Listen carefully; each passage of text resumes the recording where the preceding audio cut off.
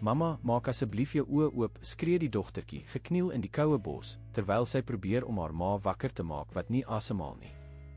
Te midde van die gehuil en wanhoop sny die klank van 'n man se voetstappe deur die stilte, 'n miljoener wat alleen op die pad gery het. Toe hy die toneel sien, voel hy die pyn van sy eie dogter se dood herleef en hardloop om hulle te help sonder om 2 keer te dink. Maar wat begin met 'n noodkreet, verander in 'n verhaal wat sal bewys dat liefde selfs uit die diepste tragedies kan opstaan. Die ryp het die grond van die klein bos aan die buitewyke van Stellenbosch, in die Kaapse wynlande, bedek. Die son het skaars aan die horison begin verskyn, en die snydende Juliekoue het tot in die bene getrek. Sophie, dogtertjie van 7 jaar, het gebewe terwyl sy desperaat aan die lewelose liggaam van haar ma, Luisa, geskit het. Met een hand het sy haar pasgebore boetie, Pieter, vasgehou, wat nie opgehou het om te huil nie. Mamma, maak asseblief jou oë oop, het Sophie tussen trane gesmeek, haar asem het klein wolke in die yskoue lug gevorm. Pieter huil, hy is honger, mamma. Word wakker. Die nag was 'n nagmerrie. Haar pa, Rian, het doodluiters dronk by die huis aangekom, soos dikwels die geval was die afgelope paar jaar. Maar hierdie keer was iets anders. Luisa, wat net 2 weke tevore geboorte geskenk het en aan 'n ernstige hartkwal gely het besluit dat hulle nie langer in daardie situasie kon voortgaan nie. Sy het gebruik gemaak van die feit dat Rian bewusteloos op die bank ineengestort het, 'n paar klere in 'n rugsak gepak, die dokumente gegryp, Sophie wakker gemaak en, met Pieter in haar arms, deur die agterdeur uitgegaan. Luisa het beplan om by die busterminus uit te kom en die eerste bus na Kaapstad te neem, waar haar suster, Francine, gewoon het. Maar die stap langs die grondpad, in die donker, met 'n baba en 'n klein kindjie aan die hand, het moeiliker gebleik as wat sy verwag het. Haar hart, reeds verswak, het begin faal. Toe hulle by daardie klein bos kom, moes sy stop om te rus. Net 'n oombliekie, my liefie, het sy vir Sophie gesê terwyl sy op die stam van 'n omgevalle boom gaan sit het. Mamma moet net 'n bietjie asemhaal. Maar die minuut het ure geword. Luisa het kort voor dagbreek haar bewussyn verloor en van die boomstam op die klam grond gegly. Sophie het op elke moontlike manier probeer om haar wakker te maak, maar niks het gewerk nie. En nou, met die baba wat al hoe harder huil en die son wat die bos begin verlig, het wanhoop die dogtertjie oorval. Om die situasie te vererger, kon Sophie in die verte die geroep van haar pa hoor. Hy het wakker geword en, toe hy die afwesigheid van die familie opmerk, uitgegaan om hulle te soek. Luisa? Sophie? Waar is julle? Die verstikte en wankelende stem het tussen die bome weergalm, al hoe nader. Kom terug huis toe. Dis te koud hier buite. Sophie het haar boetie stywer vasgedruk, die paniek het in haar bors gegroei. Haar pa was nie gewelddadig nie, hy het haar of haar ma nooit geslaan nie. Maar sy nalatigheid was 'n ander soort pyn. Daar was nie kos in die yskas as hy al sy geld aan drank bestee het nie. Daar was niemand om haar skool toe te neem as haar ma te siek was om uit die bed te kom nie. Daar was geen veiligheid of stabiliteit nie, net die konstante angs om nie te weet hoe die volgende dag sou wees nie. Help! Iemand help my, het Sophie geskree, haar kinderlike stem was gelaai met 'n wanhoop ver bokant haar ouderdom.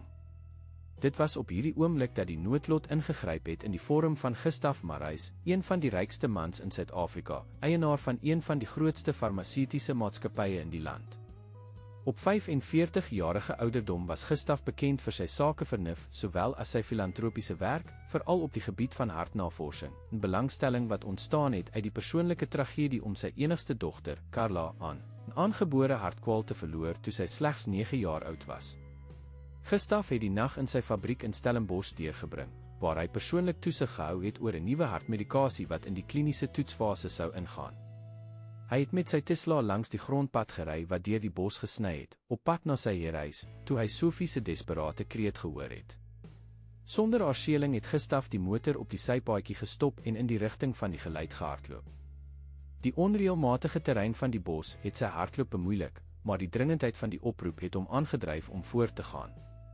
Toe hy uiteindelik die bron van die gille gevind het, het die toneel wat hy gesien het, hom verlam gelaat, 'n klein verskrikte dogtertjie wat 'n baba vashou wat onophoudelik huil, gekniel langs 'n bewustelose vrou.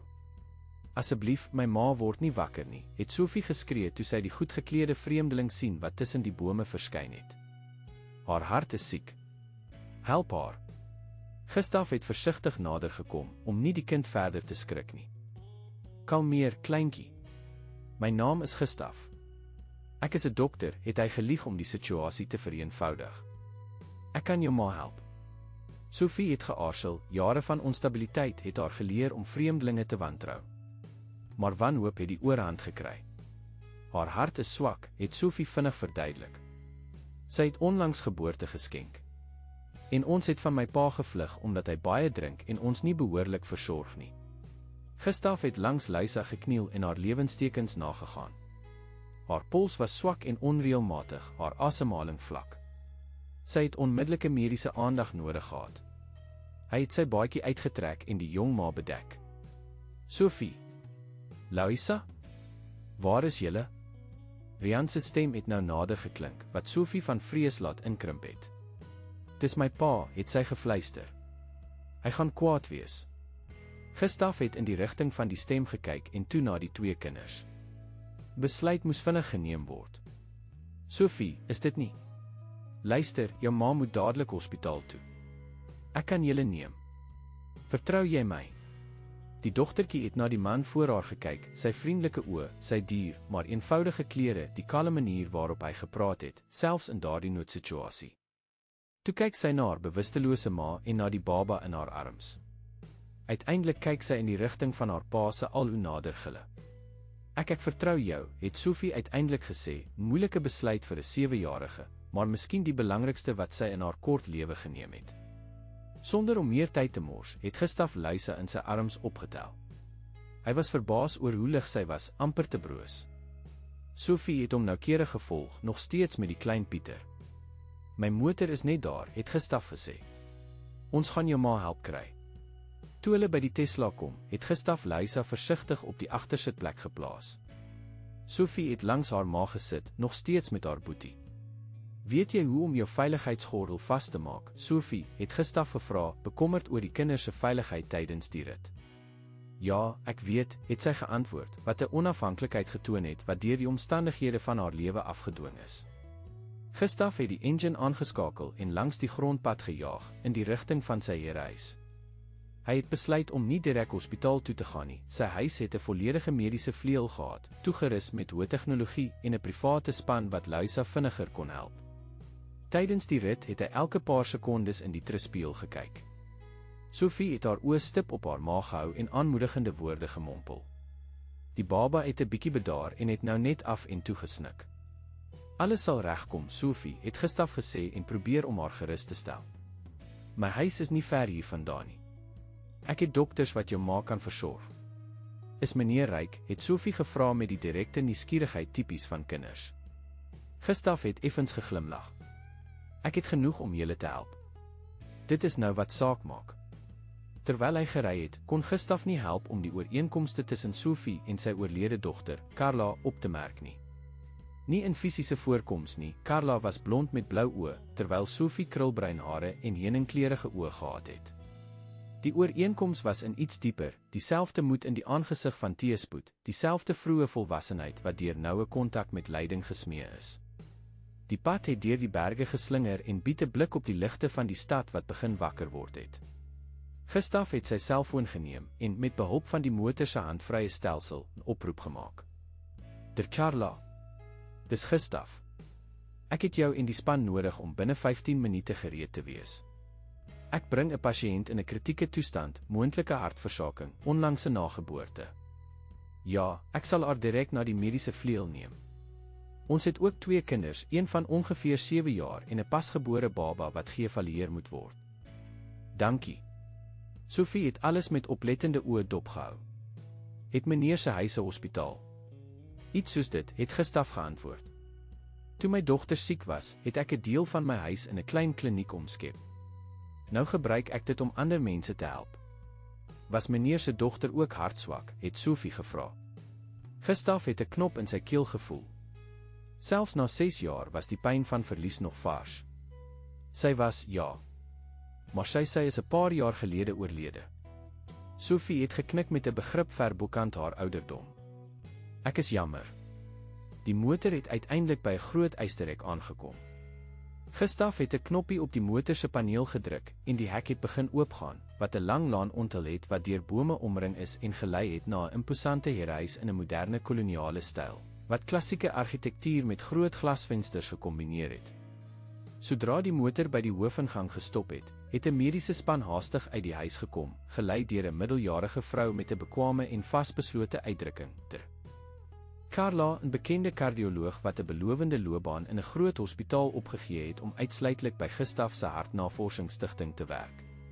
Pasiënt bewusteloos, uitgesproke bradykardie, het Gustav vinnig ingelig terwyl die span Luisa versigtig uit die motor gehaal en op 'n draagbaar geplaas het. Bestaande hartkwal vererger deur onlangse geboorte, volgens die dogter. Carla het reeds Luisa se lewenstekens nagegaan. Baie lae bloeddruk. Moontlike gedekompenseerde hartversaking. Ons moet haar dadelik binne neem. Sophie het alles met groot oë dopgehou, nog steeds met haar boetie in haar arms. Gustav het nader gekom en gekniel om op haar hoogte te wees. Sophie, die dokters gaan nou vir jou ma sorg. Intussen, wat van ons gaan in? Jy en jou boetie moet honger en koud wees. Die dogtertjie het geknik, haar oë nog steeds gefestig op die draagbaar, waar haar ma die herehuis binne gedra is. Gaan sy gesond word, het Sophie gevra, haar stemmetjie klein en onseker. Gustav het sy hand saggies op die dogtertjie se skouer geplaas. Carla is die beste dokter wat ek ken. Sy sal alles doen wat sy kan vir jou ma nou, kom ons sorg vir julle twee. Terwyl hulle na die ingang van die herehuis gestap het Sophie teruggekyk in die rigting van die verre bos, waar haar pa hulle waarskynlik nog gesoek het, wankelend en verward. Vir 'n oomblik het sy 'n steek van skuldgevoel gevoel, omdat sy hom verlaat het, hy was tog haar pa. Maar toe onthou sy die talle nagte wat sy vir haarself moes sorg terwyl hy dronk geslaap het, die kere wat sy haarself moes voed met die min wat sy in die yskas gevind het, die gebroke beloftes en die konstante onsekerheid. Terwyl sy na die baba in haar arms gekyk het, en toe na die vriendelike man wat gestop het om hulle te help, het Sophie iets gevoel wat sy lanklaas ervaar het, hoop. Die binnekant van die herehuis was net so indrukwekkend soos sy fasade, ruim, elegant, maar vreemd leeg van lewe. Ten spyte van al die diermeubels en kunswerke aan die mure, was daar 'n lig van eensaamheid wat die omgewing deurdring het. Asof die huis, net soos sy eienaar, net bestaan het, nie geleef het nie. Kom, ons gaan kombuis toe, het Gustav gesê en Sophie langs 'n gang gelei. Tant Alida moet ontbyt voorberei. In die ruim kombuis het 'n dame van ongeveer 60 jaar in 'n pot op die stoof geroer. Toe sy Gustav met 2 kinders sien inkom, het sy haar oë in verrassing oopgespir. Meneer Gustav, wat het gebeur? Wie is hierdie kinders? Tant Alida, dit is Sophie, en dit is 'n Gustav het gestop en besef dat hy nie die baba se naam geken het nie. Pieter, het Sophie aangevul. My boetie se naam is Pieter. Sophie en Pieter het Gustav voortgegaan. Ouma word deur Carla versorg. Intussen het hulle 'n goeie ontbyt nodig. En ek dink die klein Pieter het melk nodig. Tant Alida, met die doeltreffendheid van iemand wat 5 kinders grootgemaak het en gehelp het om 8 kleinkinders groot te maak, het vinnig beheer oor die situasie geneem. Sy het die klein Pieter uit Sophie se arms geneem met die sagtheid van ervare hande. Hierdie seentjie het 'n warm bad en melk nodig. En jy, jong dame, lyk of jy ook behoorlik moet eet. Sy het na Gustav gekyk. Meneer Gustav, u kan die meisie wys waar sy kan was terwyl ek vir die baba sorg en iets vir hulle voorberei om te eet. Gustav het geknik, dankbaar vir die teenwoordigheid van gees van sy huishoudster. In sulke oomblikke het hy onthou waarom hy haar al die jare in diens gehou het, selfs nadat die huis leeg geword het met Carla se vertrek en, later, die einde van sy huwelik met Helena. Kom saam met my, Sophie, het hy gesê en sy hand uitgesteek. Die dogtertjie het vir 'n oomblik geaarsel, huiwerig om van haar broer te skei. Moenie bekommerd wees nie, my skat, het tant Alida met 'n warm glimlag verseker. Jou boetie sal veilig by my wees. Ek het 5 kinders grootgemaak, weet jy? Ek ken baba soos ek die palm van my hand ken. Iets in die dame se sagte fermheid het Sophie 'n bietjie laat ontspan. Sy het Gustav toegelaat om haar uit die kombuis te lei, maar nie sonder om eers 'n laaste bekommerde blik na Pieter te werp nie. Gustav het Sophie na een van die vele gastekamers op die eerste verdieping geneem, 'n elegant versierde kamer in watergroen en bygeskakerings. Hierdie badkamer het alles wat jy nodig het hy verduidelik en die deur oopgemaak na 'n ruim badkamer wat aan die kamer geheg is. skoon handdoeke, seep, shampoo. Daar is selfs 'n klein leer in die hoek sodat jy by die wasbak kan kom. As jy klaar is, kom terug kombuis toe, goed. Of as jy verkies, roep my net, dan neem ek jou. Sophie het met verbasing na die luukse badkamer gekyk.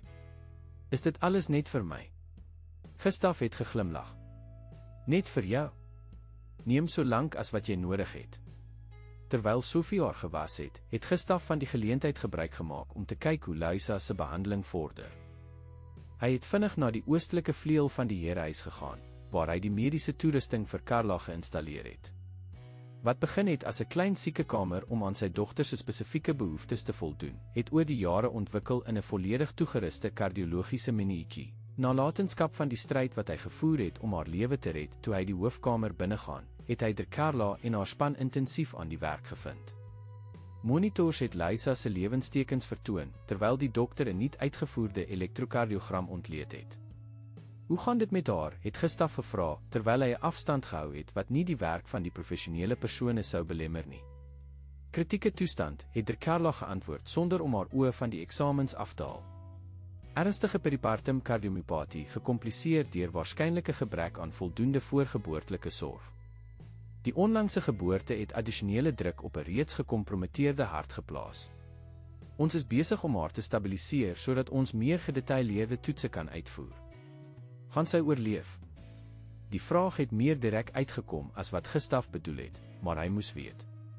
Die beeld van Sophie, hoopvol en kwesbaar, het nie uit sy gedagtes verdwyn nie.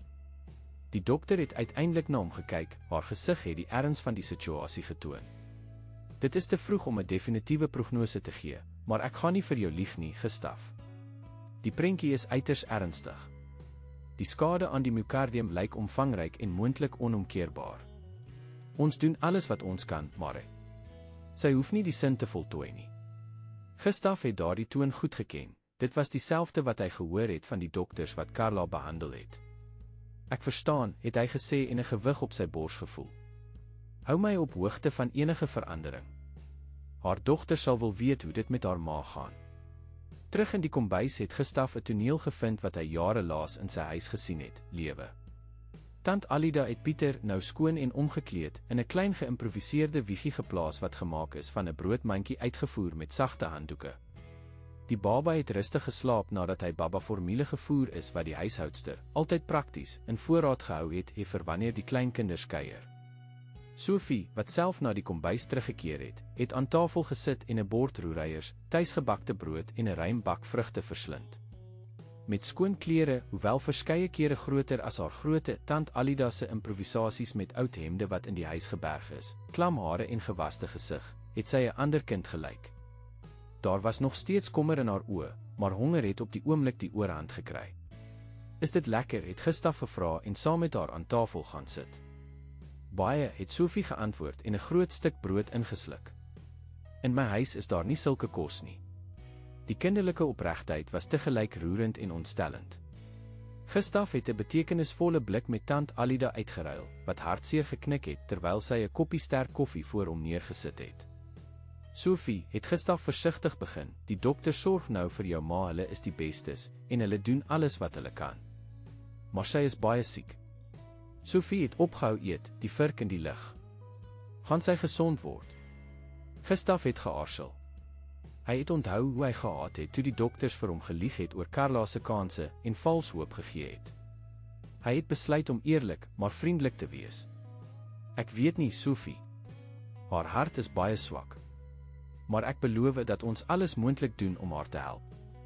Die dogtertjie se oë het vol trane geword, maar sy het dit teruggehou met 'n verrassende wilskrag vir iemand so jonk. Sy het stil geknik en weer begin eet, nou stadiger, elke vurk vol het soos 'n bewuste poging gelyk. Die swaar stilte is onderbreek deur die geluid van die hoofdeurklok. Tant Alida het met 'n vragende uitdrukking na Gustav gekyk. Laat ek antwoord, het hy gesê en opgestaan. Toe hy die voordeur oopmaak, het Gustav 'n vrou van ongeveer 60 jaar gesien, met grys hare wat in 'n praktiese bob gesny is, en 'n ernstige uitdrukking agter rooi raambril. Dit was tant Teresa Marais, sy buurvrou aan die oorkant van die straat, bekend vir haar onberispelike tuin sowel as haar skerp tong. Goeiemôre, Gustav, het sy gesê, sonder om 'n uitnodiging te wag om in te kom. Ek het vroeër die ambulanse beweging gesien. Alles reg hier. Gustav het die impuls weerstaan om haar te herinner dat dit nie 'n ambulans was nie, maar sy private mediese span, en dat haar kommer, hoewel waardeur, nie nodig was nie. In plaas daarvan het hy diplomatiek gebly. Goeiemôre, Teresa. Ja, ek het vanoggend 'n onverwagte situasie gehad. Ek het 'n jong ma bewusteloos gevind met haar 2 klein kinders. Ek het hulle hierheen gebring vir mediese aandag. Teresa het haar bril verstel en hom intens bestudeer. En waar is daardie kinders nou? By die ma. Die ma word deur Carla versorg. Die kinders is in die kombuis by tant Alida. Hulle is veilig, as dit is waaroor u bekommerd is. Het Teresa gemompel, geleid wat dekades se verfynde skeptisisme gedra het. En wat van die pa van hierdie kinders? Weet hy waar hulle is? Gustav het 'n steek van irritasie gevoel. Volgens wat ek verstaan, het hulle juis van hom gevlug. Hy blyk 'n nalatige alkoholist te wees. Teresa het 'n wenkbrau gelig. Ek verstaan. En u het natuurlik besluit om die situasie in u eie hande te neem. Wat stel u voor moes ek gedoen het, Teresa? Hulle in die middel van die bos gelos met die ma bewusteloos. Die buurvrou het gesug. Moenie dramaties wees nie, Gustav. Natuurlik het u die regte ding gedoen deur hulle te help. Ek bevraagteken net verstaan u waarin u self begewe. Familiesituasies is altyd meer kompleks as wat dit op die eerste oogopslag lyk.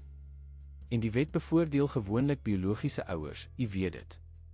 Ek begewe myself in niks nie, het Gustav geantwoord en begin verdedigend voel. Ek het net hulp aangebied in 'n noodgeval. Teresa het hom lank bestudeer. U weet dat dit nie net dit is dit nie. Ek het u gesig gesien toe ek daardie kinders genoem het. Dit is dieselfde blik wat u gehad het toe u oor Carla gepraat het.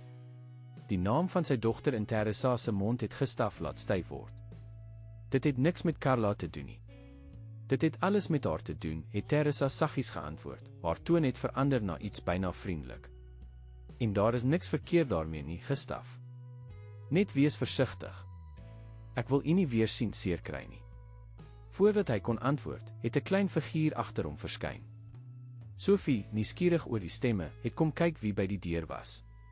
Hallo, het Teresa gesê en effens gebuig om die dogtertjie in die oë te kyk. Jy moet een van die kinders wees wat meneer Gustav gevind het. Sophie het geknik, skielik skaam. My naam is Sophie. Aangenaam kennis te maak, Sophie. Ek is Teresa, ek woon net daar oorkant. Sy het na 'n huis aan die oorkant van die straat gewys, 'n kleiner, maar ewe elegante gebou as Gustav se huis, met 'n noukeurig versorgde tuin. As jy enigiets nodig het, hoef jy net die straat oor te steek. Sophie het 'n klein glimlag gegee. Dankie, Tannie. Gustav het sy hand op Sophie se skouer geplaas. Sophie, waarom gaan jy nie terugkom bys toe nie? Tant Alida het seker hulp nodig met Pieter. Toe sy die naam van haar broer hoor, het Sophie dadelik omgedraai gehoorsaam. Goed. Totsiens, tant Teresa. Toe die dogtertjie buite haar stem se bereik was, het Teresa na Gustav gedraai. Sy is lieflik. En sy het duidelik al baie deurgemaak, te oordeel aan die manier waarop sy haar gedra, dit is nie 'n normale 7-jarige kind nie. Dis hoekom ek haar wil help, Teresa. Sy en haar broer verdien meer as 'n pa wat hulle nie behoorlik kan versorg nie. Ag, Gustav, het Teresa gesig. Altyd die wêreld wil regmaak. Sommige dinge kan nie met geld en goeie bedoelings reggemaak word nie. U weet dit beter as enige iemand. Die opmerking het 'n blootgestelde senuwee getref. As u na Carla verwys. Ek val u nie aan nie, het Teresa saggies onderbreek. Ek vra u net om deeglik te dink voordat u te veel betrokke raak. U ken hierdie mense skaars. Soms, Teresa, hoef ons nie iemand lank te ken om te weet dat ons wil help nie. Die buurvrou het hom nog 'n oomblik bestudeer, toegeknik. Goed dan. Ek hoop net u weet wat u doen.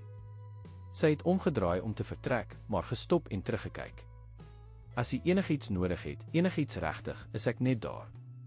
Terwyl hy Teresa dopgehou het wat die straat terug na haar huis oorsteek, kon Gustav nie help om aan haar woorde te dink nie. Projekteer hy sy onopgeloste gevoelens oor Carla se dood op hierdie kinders? Miskien. Maar het dit sy begeerte om hulle te help minder legitiem gemaak?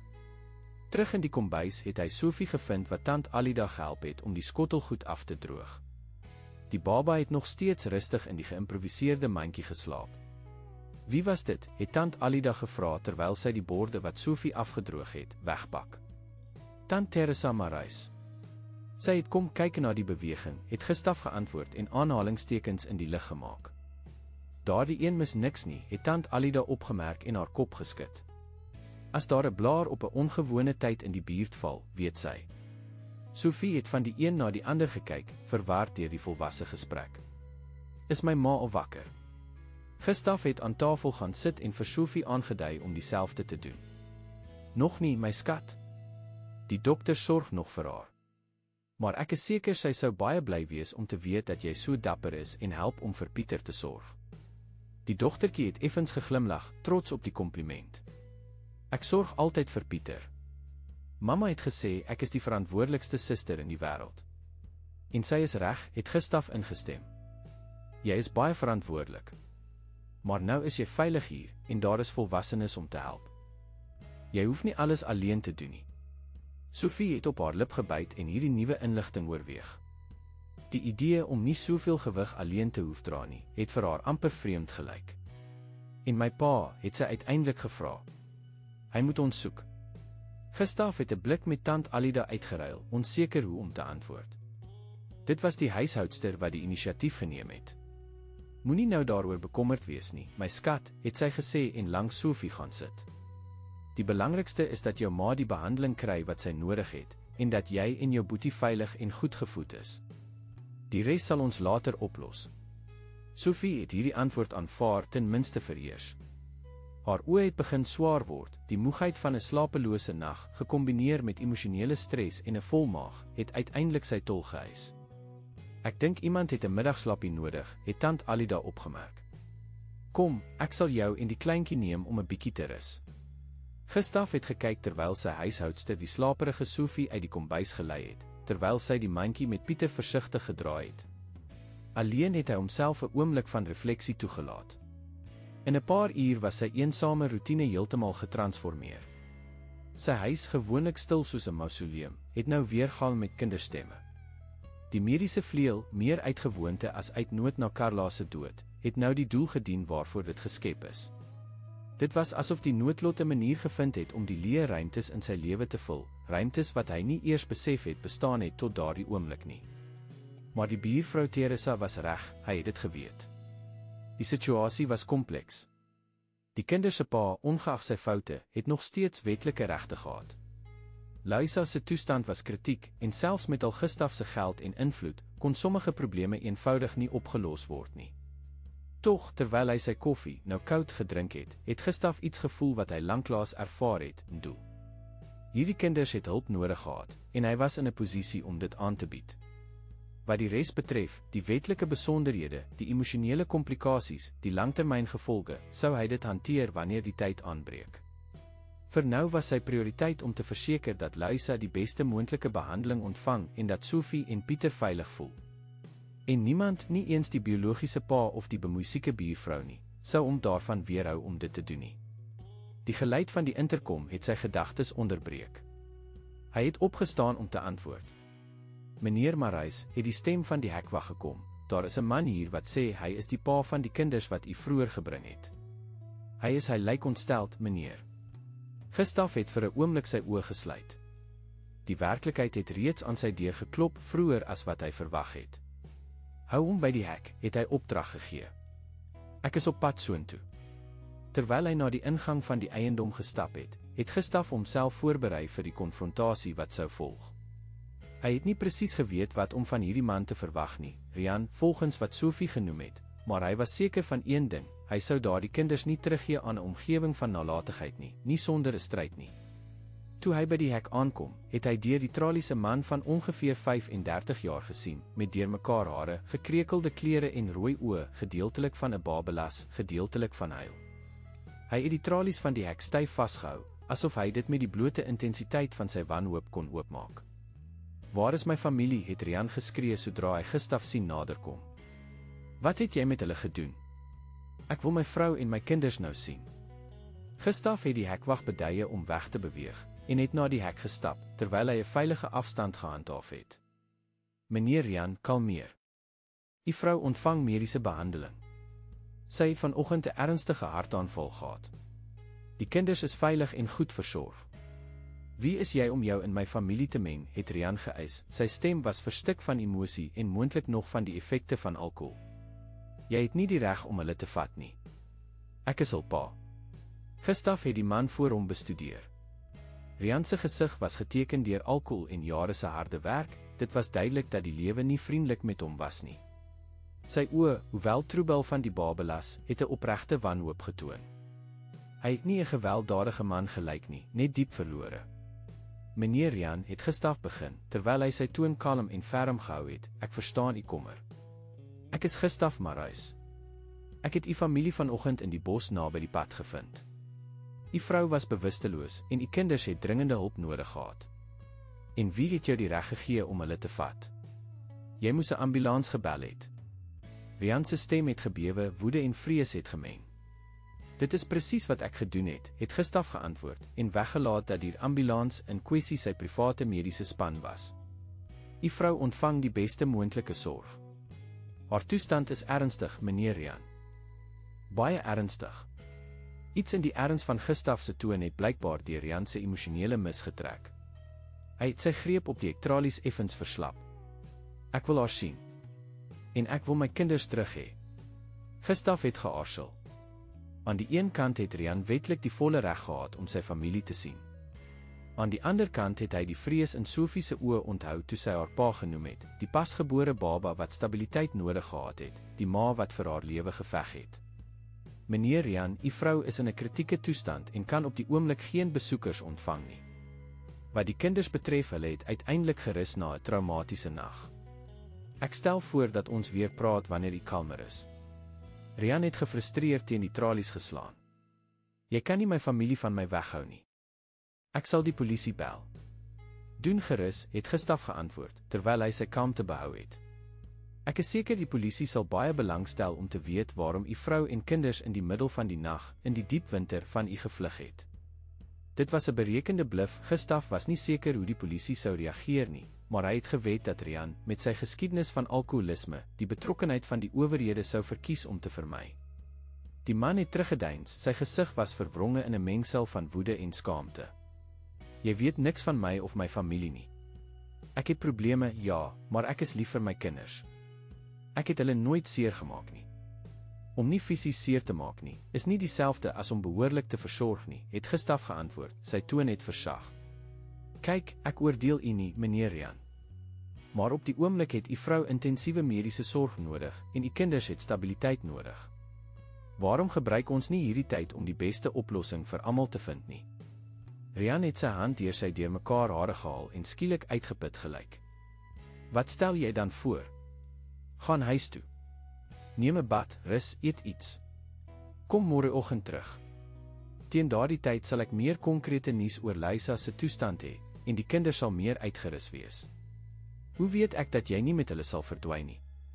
U het my woord, het Gustav geantwoord. En ook, hy het sy besigheidskaartjie uit sy sak gehaal en dit deur die tralies oorhandig. Nou weet u presies wie ek is. Rian het na die kaart gekyk, sy oë het groot geword toe hy die naam en die logo van die Marais Farmaseutiese Maatskappy herken. Jy is daardie ou van die apteke. Ja, dis ek, het Gustav bevestig, sonder om uit te brei oor sy aansienlike fortuin en invloed. U familie is veilig hier, meneer Rian. En wanneer u môre terugkom, kan ons praat oor hoe om te verseker dat hulle so bly.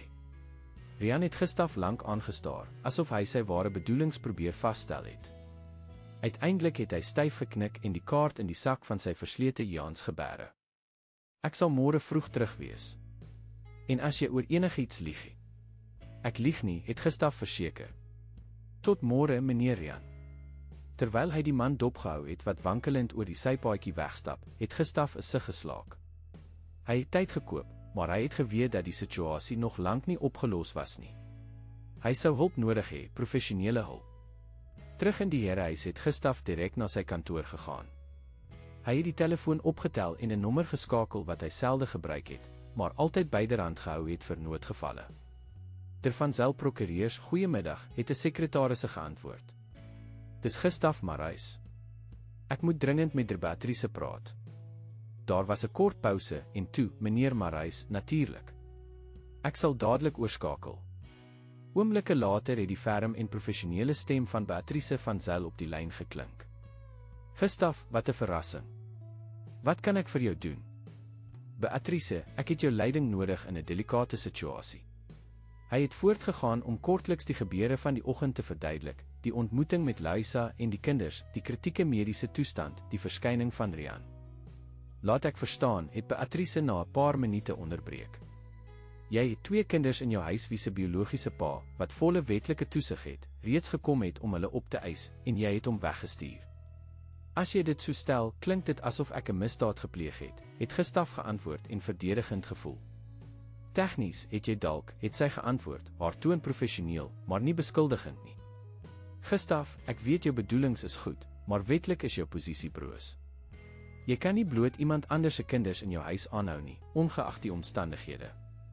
En as die ma toestem, sy is nou bewusteloos, maar wanneer sy wakker word, As sy wakker word, het Beatrice saggies reggestel. Volgens wat jy beskryf het, is haar toestand uiters ernstig. Wanneer sy wakker word, het Gustav volgehou, is ek seker sy sal verkies dat die kinders hier bly, waar hulle veilig is, eerder as om terug te gaan na 'n alkoholiese pa wat skaars vir homself kan sorg. Daar was 'n lang stilte aan die ander kant van die lyn. Gustav, het Beatrice uiteindelik gesê, haar toon sagter, ek moet iets vra, en ek wil hê jy moet eerlik met my wees. Gaan dit oor hierdie spesifieke kinders of gaan dit oor Carla? Die vraag het Gustav soos 'n fisiese slag getref. Eers Teresa, nou Beatrice, was dit so voor die hand liggend. Dit gaan nie oor Carla nie, het hy geantwoord, hoewel die aarseling in sy stem die onsekerheid verraai het. Dit gaan oor 2 onskuldige kinders wat vasgevang is in 'n verskriklike situasie. Ek verstaan, het Beatrice gesê, hoewel haar toon gesuggereer het dat sy verder as sy woorde gesien het. Kyk, ek sal alles doen wat ek kan om jou wetlik te lei. Maar ek moet hê jy verstaan, die stelsel bevoordeel gewoonlik biologiese ouers, tensy daar duidelike bewyse van mishandeling is. Nalatigheid weens alkoholisme is moeiliker om te bewys, veral as daar geen gedokumenteerde geskiedenis van vorige ingrypings is nie. Wat stel jy dan voor, het Gustav gevra en die gewig van die werklikheid op sy skouers gevoel. Dokumenteer vir nou alles. Die toestand waarin jy die familie gevind het, die ma se mediese toestand, enige iets wat die kinders oor hul huislewe noem. Vra jou mediese span vir gedetailleerde verslae. En, die belangrikste, moenie die pa verhinder om môre die kinders te sien nie, dit sal jou wetlike posisie net bemoeilik. En daarna hang dit af. As die ma herstel, kan sy skeiding en toesig oor die kinders aanvra, met jou wat ondersteuning as getuie bied. As sy, Beatrice het 'n pouse geneem en haar woorde versigtig gekies. As die ergste gebeur, sal die pa outomaties volle toesig hê, tensy daar ander familielede is, wat dit wil betwis of as jy in die hof kan bewys dat hy absoluut ongeskik is. Gustav het sy oë gesluit en die inligting verwerk. Ek verstaan. Dankie, Beatrice. Kan jy môre hierheen kom? Ek wil graag hê jy moet teenwoordig wees wanneer Rian terugkom. Ek sal om 8 uur daar wees, het sy bevestig. En Gustav, berei jouself emosioneel voor. Dit sal dalk nie eindig soos jy verwag nie. Nadat sy opgehang het, het Gustav 'n paar minute lank in stilte gesit en die kompleksiteit van die situasie waarin hy homself bevind het, oordink. 'n Deel van hom, die rasionele deel, die sakedeel, het geweet dat Beatrice en Teresa reg was. Hy het te veel betrokke geraak, sy eie onopgeloste pyn geprojekteer en moontlik meer probleme as oplossings geskep. Maar 'n ander deel, miskien die deel wat nog steeds Carla se pa was, die deel wat die pyn geken het om nie 'n kind te kon beskerm nie, kon eenvoudig nie wegdraai nie. Die vrees in Sophie se oë, Pieter se broosheid, Luisa se stryd om haar kinders 'n beter lewe te gee, dit alles het diep in hom weergalm. 'n Sagte klop aan die deur het sy gedagtes onderbreek. Dit was ter Carla. Gustav, het sy gesê en met 'n ernstige uitdrukking die kantoor binnegekom. Ons moet oor mevrou Luisa praat. Haar toon het sy hart laat saamtrek. Wat is die situasie? Ons het haar tydelik gestabiliseer, maar die skade aan die hart is omvangryk. Die peripartum kardiomyopatie is vererger deur die gebrek aan voldoende voorgeboortelike sorg en, waarskynlik, deur chroniese stres.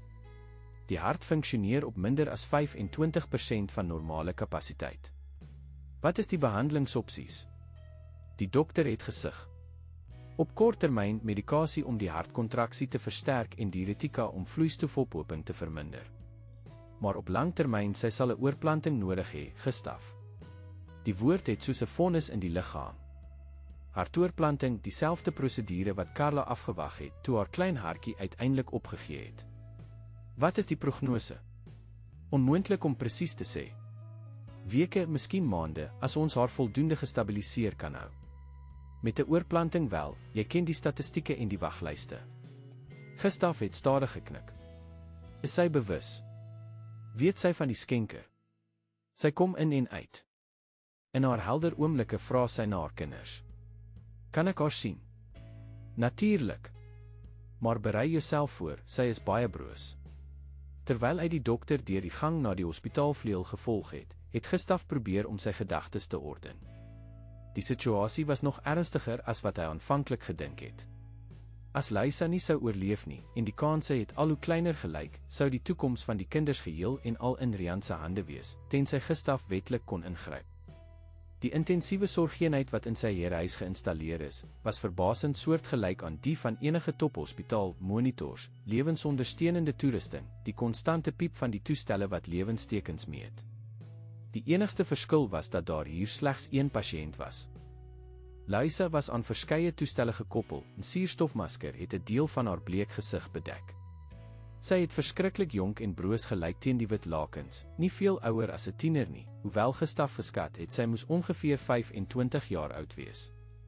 Ek sal julle alleen laat, het Carla gesê en diskreet teruggetrek. Gustaf het nader aan die bed gekom en op die stoel langs haar gaan sit. Vir 'n paar oomblikke het hy net die onreëlmatige op en af van Luisa se bors dopgehou, die wisselende spoor op die hartmonitor. Asof sy teenwoordigheid gevoel het, het Luisa stadig haar oë oopgemaak, breinoë, so Sophie se. Oë wat, selfs vertroebel deur medikasie en siekte, nog steeds vasberadenheid getoon het. My kinders, het sy gefluister, haar stem was byna onhoorbaar onder die masker. Hulle is veilig, het Gustaf verseker en vooroor gebuig sodat sy hom beter kon sien. Sophie en Pieter is goed. Hulle rus nou. 'n effense ontspanning het deur Luisa se gespanne liggaam gegaan.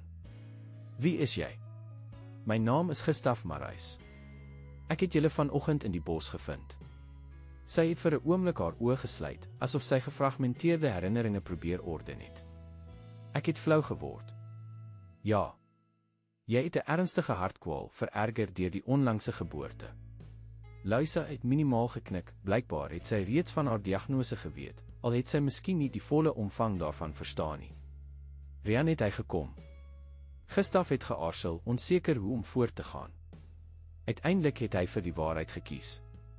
Ja, hy was hier. Ek het hom gevra om môre terug te kom, wanneer jy stabieler is en die kinders uitgerus is. 'n Skaduwee van kommer het oor Luisa se bleek gesig getrek. Was hy dronk? 'n Bietjie ontsteld, het Gustaf erken. Maar bekommerd oor julle? Trane het in die hoeke van Luisa se oë gevorm. Hy is nie 'n slegte man nie. Net siek. Verslaaf. Sy het 'n pouse geneem en moeilik asem gehaal. Hy kan nie vir die kinders sorg nie. Ek verstaan, het Gustaf saggies gesê. Rus nou. Ons kan meer praat wanneer jy sterker is. Luisa het haar kop ontkennend geskit, met 'n dringendheid wat haar laaste energie blykbaar verteer het. Nee, tyd. Ek voel ek het nie veel nie, sy het gesluk, haar oë nou gefestig op Gustaf se, smeekend. Beloof jy sal vir hulle sorg. Gustaf het 'n knop in sy keel gevoel. Dit was asof die verlede en die hede op daardie oomblik ineengestrengel het, 'n ander persoon vir wie hy lief was, wat hom iets gevra het wat hy dalk nie ten volle kon nakom nie. Ek sal alles in my vermoë doen, het hy beloof, wetende dat dit die maksimum was wat hy eerlik kon aanbied. Nee, het Luisa volgehou, haar swak hand het met verrassende krag aan sy arm vasgeklou. Beloof dat jy hulle nie na hom sal laat teruggaan nie. Nie nou nie. Nie totdat hy beter word nie. Die intensiteit van haar smeking was onbetwisbaar.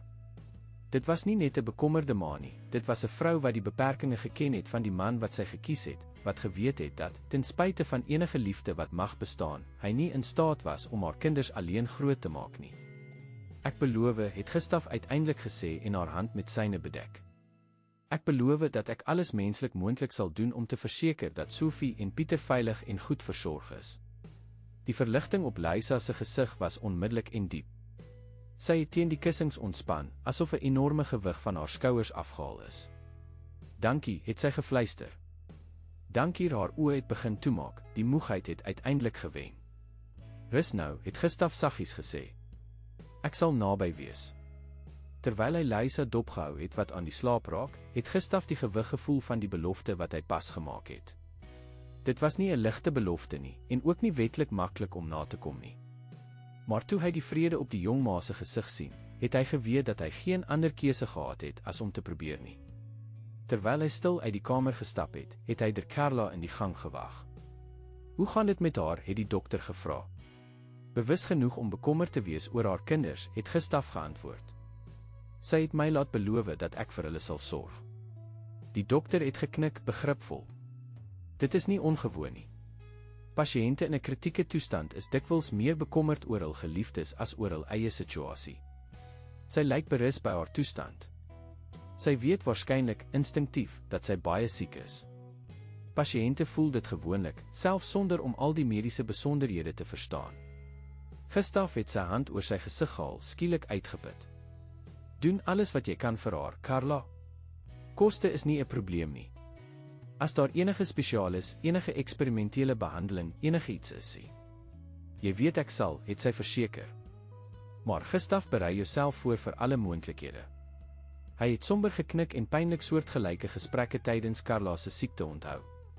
Ek gaan kyk hoe dit met die kinders gaan, het hy gesê en weggestap. Op die boonste verdieping het Gustav tant Alida stilweg uit een van die gastekamers sien kom. Sy het 'n vinger op haar lippe geplaas en aangedui dat hy stil moet praat. Hulle het uiteindelik geslaap, het sy gefluister. Die dogtertjie was uitgeput, arme ding. En die baba is 'n engeltjie, hy het al sy melk gedrink en soos 'n klip geslaap. Kan ek hulle sien, het Gustav gevra. Natuurlik, maar sonder om geraas te maak. Gustav het stilweg die kamer binne gegaan. Sophie het op die groot dubbelbed geslaap, opgerol asof sy, selfs in haar slaap, probeer het om so min moontlik spasie op te neem, 'n gewoonte wat waarskynlik in 'n huis aangeleer is waar aandag selde goeie dinge gebring het. Langs die bed, in 'n geïmproviseerde wiegie wat tant Alida met een van die huis se ou dekoratiewe mandjies gereël het Pieter rustig geslaap, klein feisies langs sy gesig toe. Die toneel was so vreedsaam, so reg asof hierdie kinders daar hoort, asof die leegheid van die herehuis al die tyd net vir hulle gewag het. Gustav het geweet dat hy op gevaarlike terrein beweeg het, emosioneel, wetlik, moreel. Maar terwyl hy na die twee slapende kinders gekyk het, met die belofte wat hy aan Lisa gemaak het, wat in sy ore weergalm het, kon hy hom nie voorstel om hulle die volgende dag bloot aan Rian terug te gee en met sy lewe voort te gaan nie. Terwyl hy stil uit die kamer gestap het, het hy na sy kantoor teruggekeer en weer vir Beatrice gebel. Beatrice, dis weer ek. Ek moet hê jy kom so gou as moontlik, nie net môre nie. Ons moet alle moontlike dokumente voorberei. Die kinders se ma is bewus en het my uitdruklik gevra om te verseker dat hulle nie na hul pa teruggaan voordat hy in staat is om behoorlik vir hulle te sorg nie. Gustav en Beatrice se toon was versigtig. Dit is ingewikkeld, mondelinge versoek onder intense medikasie het nie noodwendig wetlike waarde nie. Wat stel jy dan voor? As sy helder genoeg is, kan ons 'n formele dokument voorberei, 'n verklaring of selfs 'n tydelike volmag. Maar dit moet korrek gedoen word, met getuies en, ideaal gesproke, terwyl sy nie onder die invloed van sterk medikasie is nie. Kom so gou as wat jy kan, het Gustav volgehou. Ons weet nie hoe lank sy bewus sal bly nie. Ek sal binne 'n uur daar wees, het Beatrice beloof. Terwyl hy gewag het, het Gustav na die kombuis gegaan, waar hy tant Alida gevind het wat blykbaar 'n enorme hoeveelheid kos voorberei het. Verwag ons 'n bataljon vir aandete, het hy gevra en probeer om die spanning wat hy gevoel het, 'n bietjie te verlig. Mens weet nooit wie sal verskyn nie, het sy pragmaties geantwoord. En daardie dogtertjie het behoorlike voeding nodig, sy is te maar vir haar ouderdom. Wat die baba betref, het ek genoeg formule vir die hele nag voorberei. Beatrice van Zyl het stiptelik 'n uur later, soos beloof, opgedaag. Lank, met 'n onberispelike houding en altyd prakties elegant geklee, was sy in die regskringe van Kaapstad bekend as een van die mees bekwame familieregprokureurs.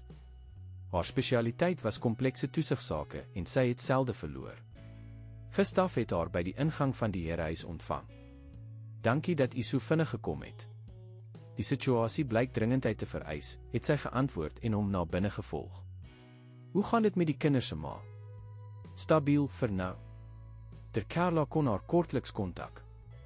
Sy is helder genoeg om te verstaan wat gebeur ten spyte van die medikasie. Beatrice het geknik en haar leeraktetas op Gustaf se kantoortafel geplaas. Ek sal, indien moontlik, privaat met haar moet praat. En ek wil ook graag met die verantwoordelike dokter oor die prognose praat. Natuurlik, het Gustaf ingestem. Maar eers wil ek hê jy moet Sophie ontmoet. Is die kind wakker, het Beatrice verbaas gevra. Sy het net wakker geword. Tant Alida is besig om iets vir haar voor te berei om te eet. Hulle het Sophie in die kombuis gevind, aan tafel gesit terwyl tant Alida 'n bord stoomende sop en tuisgebakte brood voor haar neergesit het. Sophie, het Gustaf saggies geroep, dit is ter Beatrice. Sy is 'n prokureur en is hier om ons te help.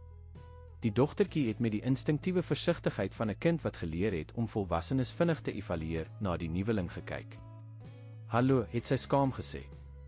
Beatrice het geglimlag, maar 'n respekvolle afstand gehou. Sy was nie die tipe wat intimiteit met kinders probeer afdwing het nie, nog 'n rede vir haar sukses in moeilike sake. Hallo Sophie. Aangenaam kennis te maak. Gaan tannie my ma help om gesond te word, het Sophie gevra, haar stemmetjie klein maar hoopvol. Beatrice het 'n vinnige blik met Gustaf uitgeruil voordat sy geantwoord het. Ek is hier om jou familie op elke moontlike manier te help, het sy gesê en vir 'n versigtige waarheid gekies in plaas van beloftes wat sy nie kon nakom nie. Sophie het blykbaar hierdie antwoord aanvaar en haar aandag weer op die sop gevestig. Tant Alida, altyd prakties, het die geleentheid benut. Waarom eet jy nie jou sop terwyl dit warm is nie, my skat? Die volwassenes moet 'n bietjie praat. In die kantoor het Beatrice haar aktetas oopgemaak en 'n paar dokumente uitgehaal. Met inagneming van die dringendheid van die situasie en wat u my vertel het ek 'n paar opsies voorberei. Die mees uitvoerbare sou 'n tydelike aanwysing van toesig wees, 'n dokument waarin die ma haar begeerte uitspreek dat u toesig oor die kinders moet hê ingeval sy nie vir hulle kan sorg nie. Sou dit wetlike waarde hê teen die regte van die biologiese pa? Die prokureur het geaarsel. Nie outomaties nie. Maar dit sou 'n sterk argument in ons guns wees in geval van 'n geregtelike dispuut. Veral as dit gekombineer word met bewyse van die pa se onvermoë om die kinders behoorlik te versorg weens alkoholisme. Gustaf het geknik en die inligting verwerk. En wat sou die ander opsies wees? Afhangende van die erns van haar toestand, kan ons 'n meer permanente maatreël probeer. Maar eerlik Gustaf, dit sou baie moeiliker wees om te verkry en kon maklik deur die pa betwis word. Sy het 'n pouse geneem en hom bestudeer. Ek moet hê u verstaan, selfs met al die perfekte dokumentasie, sou u nog steeds 'n moeilike stryd voer.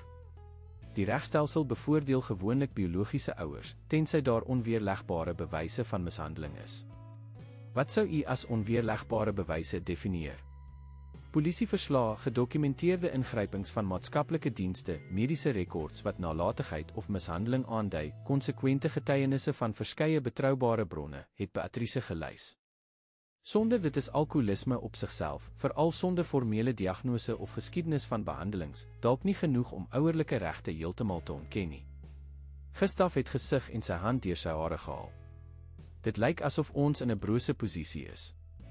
Wetlik, ja, het Beatrice ingestem. Maar nie heeltemal sonder opsies nie. Sy het nog 'n dokument uit die aktetas gehaal. Vir nou, kom ons fokus op wat ons dadelik kan doen. Verkry die tydelike aanwysing van toesig van die ma, dit sal ons tyd gee om 'n sterker saak te bou, indien nodig. Hulle is onderbreek deur 'n klop aan die deur. Dit was ter Carla. Verskoon die onderbreking, het sy gesê, maar ek het gedink julle moet weet. Luisa is nou meer wakker en vra na die kinders en na jou, Gustaf. Beatrice het dadelik die dokumente versamel. Dit is die ideale oomblik om met haar te praat. Hoe helderder sy is, hoe beter vir die wetlike geldigheid van enige verklaring wat sy maak. In die mediese vleuel het hulle Luisa meer regop in die bed gevind, die suurstofmasker vervang deur 'n nasale kanule. Hoewel sy nog bleek en sigbaar swak was, was haar oë meer wakker. Hoe voel u? Het Gustaf gevra en nader aan die bed gekom. Asof 'n trekker oor my gery het sy met 'n swak glimlag geantwoord. Maar vreemd genoeg op 'n manier in vrede. Sy het omgedraai om hom aan te kyk. Hoe was dit in die hof? Ons het die tydelike toesig gekry, het Gustaf ingelig. Vir ten minste 3 maande, waarskynlik langer. Rian sal toesighoudende besoeke hê, onderworpe aan sy nigterheid. Louisa het geknik, sigbaar verlig. En hoe gaan dit met hom? Hy sukkel, het Gustaf eerlik geantwoord. Hy het terugvalle gehad, maar ook oomblikke van helderheid. Vandag in die hof was hy opreg oor sy probleme, selfs al het hy geweet dat dit sy saak sou benadeel. Ek dink dit wys dat hy regtig omgee vir die kinders. Hy het altyd omgegee, het Louisa saggies gesê. Dit is die paradoks van Rian, hy het diep lief, maar die alkohol, dit is asof dit 'n swart gat skep wat al daardie liefde intrek en niks vir ander oorlaat nie. Dit was 'n verrassend akkurate metafoor, het Gustaf gedink. Hy het gevra om behoorlik totsiens te kom sê, het Gustaf genoem. As u bereid voel. Ja, het Louisa dadelik ingestem. Ek sou graag wou. Ten spyte van alles het ons baie gedeel. Ons het 2 wonderlike kinders saam grootgemaak. Gustaf het geknik en haar vermoë bewonder om vergifnis en deernis te vind, selfs onder hierdie omstandighede. Is u optimisties oor die oorplanting, het hy gevra, wetende dat dit 'n delikate vraag was, maar voel dat Louisa direkte eerlikheid sou verkies. Realisties? Nee, het sy geantwoord, sonder selfbejammering, net aanvaarding. Maar ek is op 'n manier in vrede daarmee. Ek weet my kinders sal in goeie hande wees, u sin en, uiteindelik, hoop ek, die van 'n herstelde Rian. Sy het 'n pouse geneem, haar asemhaling was moeiliker. Weet u wat my troos? Om Sophie weer te sien glimlag. Om haar 'n kind te sien wees, sonder om die volwassene van die huis te hoef wees. Dit is alles die moeite werd. Gustaf het diep geraak gevoel deur haar perspektief. Hierdie vrou, wat die einde van haar eie lewe in die gesig gestaar het troos gevind in die welstand van haar kinders. Ek beloof dat ek alles in my vermoë sal doen om te verseker dat daardie glimlag bly, het hy verseker. Ek weet u sal, het Louisa geantwoord, haar oë het begin toemaak van moegheid. U is 'n goeie man, Gustaf Marais. Die heelal het ons om 'n rede op u pad geplaas. Terwyl sy aan die slaap geraak het Gustaf oor haar woorde nagedink. Die toeval of noodlot, soos sommige sou verkies om dit te noem, het hom op daardie spesifieke bos op daardie spesifieke oggend gelei, wat die loop van verskeie lewens, insluitend sy eie, heeltemal verander het. Die leegheid wat Carla in sy hart gelaat het, sou nooit heeltemal gevul word nie, maar nou, langs hierdie pyn, het iets nuuts gegroei, 'n doel, 'n verbintenis, miskien selfs 'n nuwe vorm van liefde. In die weke wat gevolg het die Marais herhuis in 'n verrassend huislike sentrum van bedrywigheid verander. Prokureurs het gekom en gegaan, dokumente is onderteken, getuienisse is afgelê. Die mediese span het onvermoeid gewerk om Louisa te stabiliseer, terwyl tant Alida hele kamers herorganiseer het om die kinders permanent te huisves. Sophie, verbasend aanpasbaar, het begin ontspan in die nuwe roetine. Sy het nog steeds gedurig na haar ma gevra en haar besoek wanneer Louisa sterk genoeg was om haar te ontvang, maar het ook die herehuis met kinderlike nuuskierigheid begin verken. Pieter, onbewus van die drama rondom hom, het floreer onder die aandagtige sorg van tant Alida, wat blykbaar verjong het met die teenwoordigheid van 'n baba in die huis weer. 'n Week na die konfrontasie met Rian, het Gustaf die eerste van baie verrassings ontvang. Die deurklokkie het in die middel van die oggend gelei, en toe hy antwoord, het hy 'n man in 'n pak gevind, klaarblyklik 'n prokureur, vergesel van 'n professionele fotograaf. Meneer Marais. Ek is Marius Alberts, wat meneer Rian Silva verteenwoordig in die toesigprosedures van die minderjarige Sophie en Pieter Silva. Gustaf het 'n knop in sy maag gevoel. Rian het 'n prokureur gehuur, iets wat finansiëel onmoontlik gelyk het vir 'n man in sy situasie. Hoe kan ek u help, Dr. Alberts, het Gustaf gevra en sy kalm te behou. Ek wil u graag inlig dat ons 'n formele aansoek sal indien om die tydelike aanwysing van toesig te betwis. My kliënt word onregmatig van sy kinders se geselskap ontneem, en ons het rede om te glo dat mevrou Louisa Silva se handtekening onder dwang en terwyl sy deur intense medikasie ongeskik was, verkry is. Dit is absoluut vals, het Gustaf geantwoord en die woede voel groei. Beatrice van Zyl het verseker dat alles binne die strengste wetlikheid gedoen is, met getuies en met Louisa in volle beheer van haar geestesvermoëns. Dit sal deur die hof bepaal word, het die prokureur koel geantwoord. Ek wil ook graag 'n onmiddellike besoek van my kliënt aan die kinders versoek, ingevolge sy ouerlike regte. Die besoeke is as toesighoudend en vooraf gereël vasgestel, het Gustaf herinner. U kliënt kan deur van Zyl bespreek. My kliënt glo dat hierdie beperkings oormatig en bestraffend is. Hy is die biologiese pa en het geen geskiedenis van mishandeling nie. Alkoholisme is 'n siekte, meneer Marais, nie 'n misdaad nie. Gustav het diep asem gehaal en sy antwoord beheer. Ek stem saam dat alkoholisme 'n siekte is, Dr. Alberts. 'n Siekte wat u kliënt behoorlik moet behandel voordat hy vir 2 kwesbare kinders kan sorg. Die prokureur het op 'n berekende manier geglimlag. My kliënt het reeds intensiewe behandeling begin. Hy woon daaglikse vergaderings van anonieme alkoholiste en konsultasies met 'n spesialis in afhanklikheidskemie by. Ons dokumenteer die hele proses noukeurig. Hy het na die fotograaf beduie, wat tot dusver diskreet op die agtergrond gebly het. Ons wil graag 'n paar foto's van my kliënt in behandeling neem om in die saak in te sluit. Dit was toe dat Gustav besef het wat besig was om te gebeur. Dit was nie net 'n wetlike stryd nie, dit was 'n openbare betrekkinge stryd. Rian was besig om 'n narratief te bou, die strydende pa wat, ten spyte van sy foute, homself heldhaftig ingespan het om sy kinders terug te kry uit die kloue van 'n miljoenêr wat hulle probeer koop het. Die foto's, waarskynlik noukeurig opgevoer, sou gebruik word om simpatie in die howe en, moontlik, in die media te wek. Ek is jammer, maar ek kan nie foto's op die eiendom toelaat nie, het Gustav ferm gesê. As u kliënt die kinders wil besoek, moet hy die vasgestelde prosedures volg. Natuurlik, het die prokureur geantwoord, sonder om besonder teleurgestel te lyk. Hy het waarskynlik reeds hierdie antwoord verwag. Ons sal met Dervanzel kontak maak. Lekker dag, meneer Marais. Sodra hulle weg is, het Gustav vir Beatrice gebel. Rian het 'n prokureur gehuur, het hy sonder omhaal ingelig. Marius Alberts. Hy het hier verskyn met 'n fotograaf en gepraat oor die betwisting van die toesighaanwysing en ons beskuldig van die dwing van Louisa. Marius Alberts het Beatrice herhaal, die verrassing was duidelik in haar stem. Hy is een van die duurste familieregprokureurs in Kaapstad. Hoe het Rian dit reg gekry om hom te huur? Dis presies wat ek myself afvra. En daar is meer, hulle is besig om 'n openbare betrekkinge veldtog te loods. Rian is glo in intensiewe behandeling, woon daagliks albei, raadpleeg spesialiste. Hulle dokumenteer alles met professionele foto's. Dit verander dinge, het Beatrice erken, haar toon nou ernstiger. As Rian werklik behandeling soek en bekwame regsverteenwoordiging het, verswak ons posisie aansienlik. Dink jy hy behandel homself regtig, het Gustav skepties gevra. Dit maak nie saak wat ek dink nie, dit maak saak wat dit vir die hof lyk, het Beatrice pragmaties geantwoord.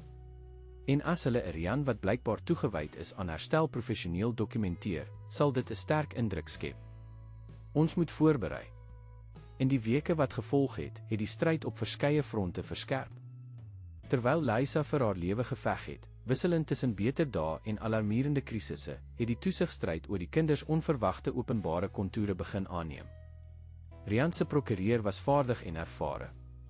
Hy het dit reg gekry dat 'n bekende weeklikse tydskrif 'n artikel publiseer met die titel 'n pa veg teen verslawing om kinders terug te kry. Die verslag het sorgvuldig saamgestelde foto's van Rian by haar vergaderings, wat dokters raadpleeg en 'n klein woonstel vir die kinders inrig, vertoon. Die teks, emosioneel gelaai, het die pyn van 'n onvolmaakte, maar liefdevolle pa beskryf, wat teen sy demone veg terwyl 'n miljardêr sakeman sy familie probeer koop. Dit is belaglik, het Gustav uitgeroep toe hy die artikel lees. Hulle laat dit lyk asof ek die kinders met geweld ontvoer het. Dit is strategie, het Beatrice kalm verduidelik. Hulle bou 'n narratief van Dawid teen Goliat. Die gewone werkende pa teen die magtige miljardêr. Dit werk goed met die publiek en moontlik met die regters. En wat van die waarheid? En wat van die feit dat hy die familie jare lank verwaarloos het? Dat Sophie haarself feitelik grootgemaak het terwyl hy dronk was. Die waarheid is selde eenvoudig in familiesake, het Beatrice geantwoord. En die hof sal geneig wees om gewig te gee aan die feit dat hy nou behandeling soek. 2 weke na die publikasie van die artikel, het die saak uiteindelik in die hof gekom. Die aangewese regter, regter Helene Marais, het 'n reputasie gehad dat sy regverdig, maar tradisioneel was, en het dikwels die handhawing van biologiese familiebande bevoordeel waar moontlik. Die verhoorkamer was voller as normaal vir 'n toesigsaak. Die tydskrifartikel het openbare belangstelling gewek en verskeie joernaliste het in die gang gewag, verbied om die kamer binne te gaan, maar gretig vir enige inligting. Rian het langs sy prokureur gesit, geklee in 'n eenvoudige, maar skoon en netjiese pak, duidelik nuut en waarskynlik spesifiek vir die geleentheid gekoop. Hy het nigter geskeer en aansienlik meer presentabel gelyk as in die vorige weke. Agter hom het 'n paar mense gesit wat Gustaf van die foto's herken het as sy kollegas, teenwoordig om ondersteuning te toon. Aan die ander kant het Gustaf saam met Beatrice gesit, vergesel van tant Alida, wat ongelooflik beskermend teenoor die kinders geword het. Carla was ook teenwoordig, gereed om te getuig oor Lisa se mediese toestand en die toestand waarin sy was toe sy die toesighaanwysing onderteken het. Regter Marais het binnegekom en almal het opgestaan. Na die aanvanklike prosedures het sy direk na Sophie gekyk, wat op 'n spesiale stoel langs die maatskaplike werker wat vir die saak aangewys is, gesit het. Hierdie voorlopige verhoor sal die tydelike toesig oor die minderjarige Sophie en Pieter Silva bepaal, totdat ons 'n meer volledige evaluering van die situasie kan doen, het die regter verduidelik. Ek wil dit duidelik maak dat my enigste bekommernis die welstand van die kinders is. Rian se prokureur was die eerste om sy saak aan te bied. Met bestudeerde welsprekendheid het hy die portret geskilder van 'n onvolmaakte, maar fundamenteel goeie man, wat in die struik van alkoholisme geval het nadat hy sy werk verloor het, maar wat nou vasbeslote was om te herstel. My kliënt ontken nie sy foute nie, U Edele, het Dr. Alberts verklaar. Inteendeel, hy konfronteer dit moedig. Hy is byna 'n maand nigter, woon daaglikse vergaderings van anonieme alkoholiste by, raadpleeg 'n terapeut wat in afhanklikheidschemie spesialiseer en het 'n nuwe werk as instandhoudingsassistent in 'n residensiële kompleks gekry.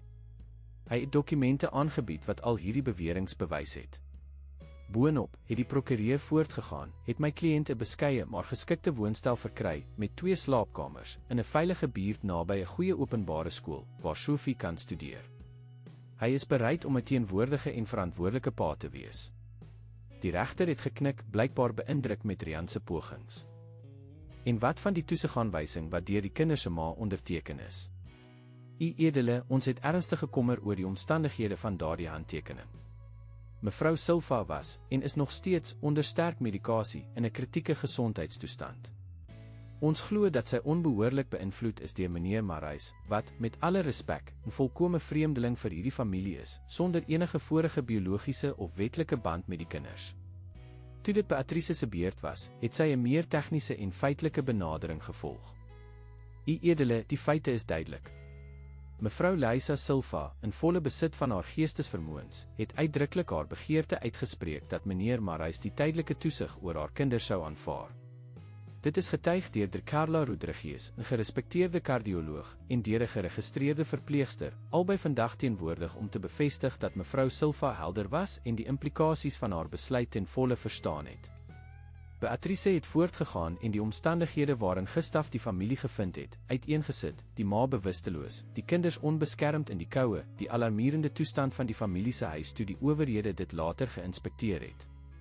Sy het die stabiliteit beskryf wat die kinders in Gustaf se huis gevind het, veral Sophie, wat reeds in 'n nabygeleë skool ingeskryf was en sielkundige begeleiding ontvang het om die trauma te verwerk.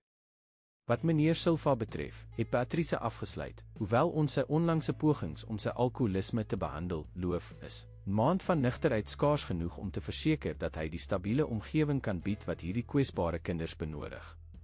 Mevrou Silva het self uitgespreek dat sy wou hê meneer Marais moes toesig behou totdat haar man volgehoue nigterheid vir 'n beduidende tydperk bewys het. Die regter het albei kante aandagtig geluister en af en toe aantekeninge gemaak. Toe die prokureurs klaar was, het sy haar direk tot Sophie gewend. Sophie, ek weet hierdie situasie is baie moeilik vir jou, het die regter vriendelik gesê. Maar ek moet 'n paar vrae vra en dit is baie belangrik dat jy eerlik antwoord. Kan jy dit doen? Die dogtertjie het skaam geknik, haar groot oë het afwisselend tussen Gustaf en haar pa gewissel. Sophie, voel jy veilig in meneer Marais se huis? Ja, mevrou regter, het Sophie met 'n lae, maar duidelike stem geantwoord. Daar is altyd kos en tant Alida leer my hoe om koek te bak en ek het my eie kamer met speelgoed en boeke. En oom Gustaf lees vir my stories voor ek gaan slaap. Die regter het vriendelik vir Sophie geglimlag. Dit klink baie goed. En sien jy jou ma gereeld? Ja, elke dag, het Sophie geantwoord en haar bene geskit wat nie die grond bereik het nie. Soms is sy baie moeg en kan sy net 'n bietjie praat, maar oom Gustaf neem my elke dag om haar te sien. En jou pa? Het jy hom gesien sedert jy by meneer Marais woon? Sophie het kortliks na Rian gekyk voordat sy geantwoord het. Ja, hy het my 3 keer kom besoek. Laas het hy 'n teddybeer vir Pieter gebring. Die regter het geknik en haar uitdrukking neutraal gehou. Sophie, as jy nou kon kies waar om te woon, waar sou dit wees? Die hele kamer het gelyk of dit sy asem ophou. Sophie het op haar lip gebyt, duidelik ongemaklik met die vraag en die gewig van die besluit. Haar oë het tussen Gustav en Rian beweeg, die angs was duidelik op haar klein gesig. Ek het sy aarzelend begin. Toe met moed, het sy gesê, ek wil by oom Gustav se huis bly. Ten minste totdat my ma gesond word, of sy het gestop, onbevoeg om die gedagte te voltooi wat almal in die kamer geken het. Rian het kortliks sy oë gesluit, die pyn was duidelik op sy gesig. Sy prokureur het dadelik ingegryp. U edele, met alle respek, Sophie is slegs 7 jaar oud. Dit is natuurlik dat sy beïnvloed word deur die materiële gemak en die nuwigheid om in 'n herrehuis te woon met al die luuksehede waartoe sy nog nooit toegang gehad het nie.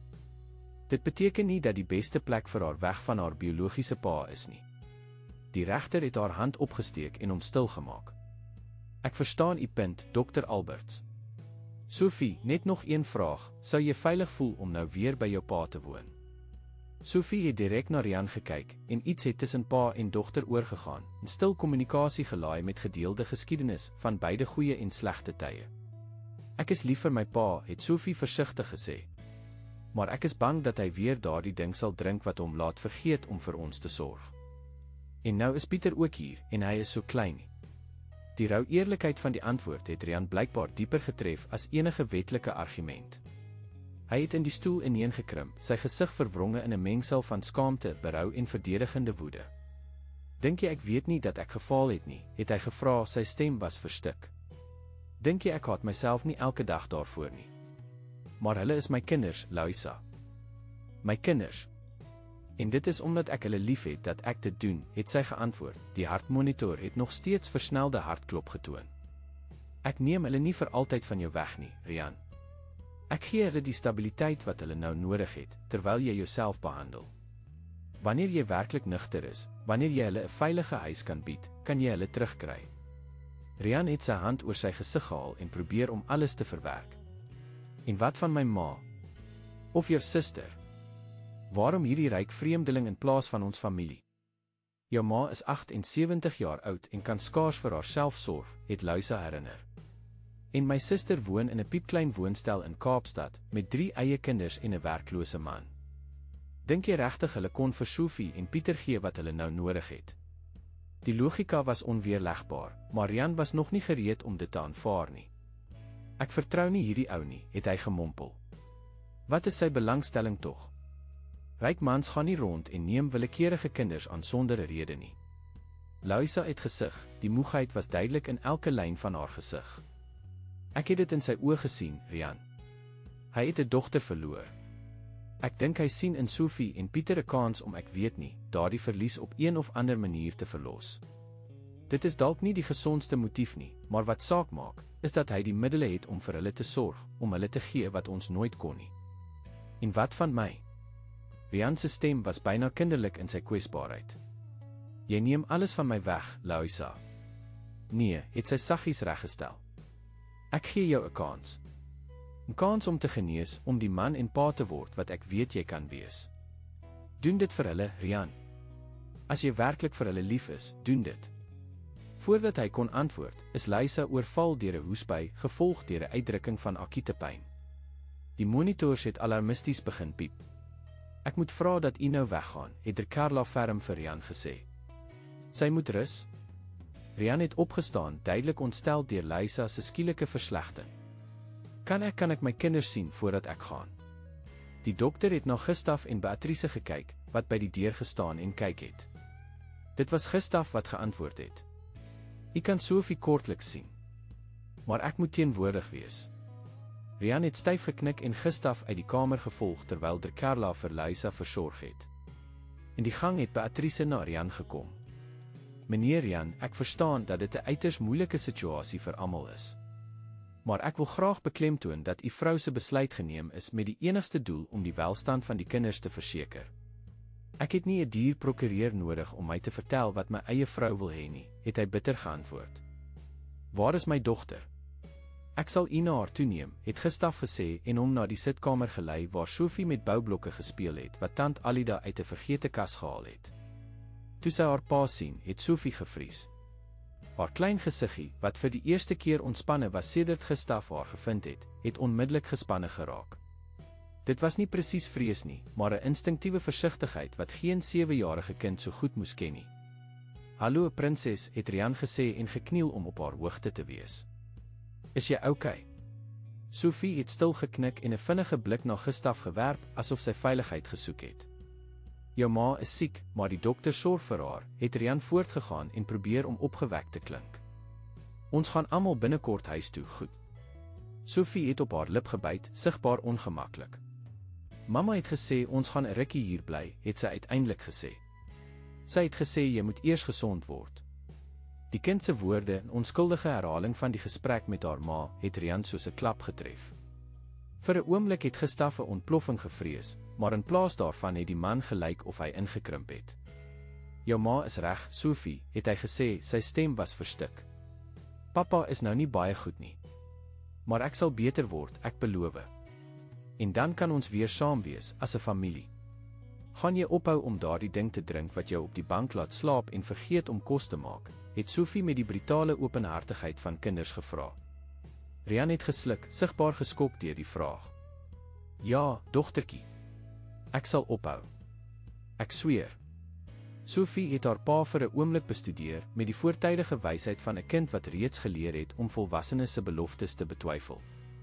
Toe, tot almal se verbasing, het sy nader gekom en hom 'n vinnige drukkie gegee.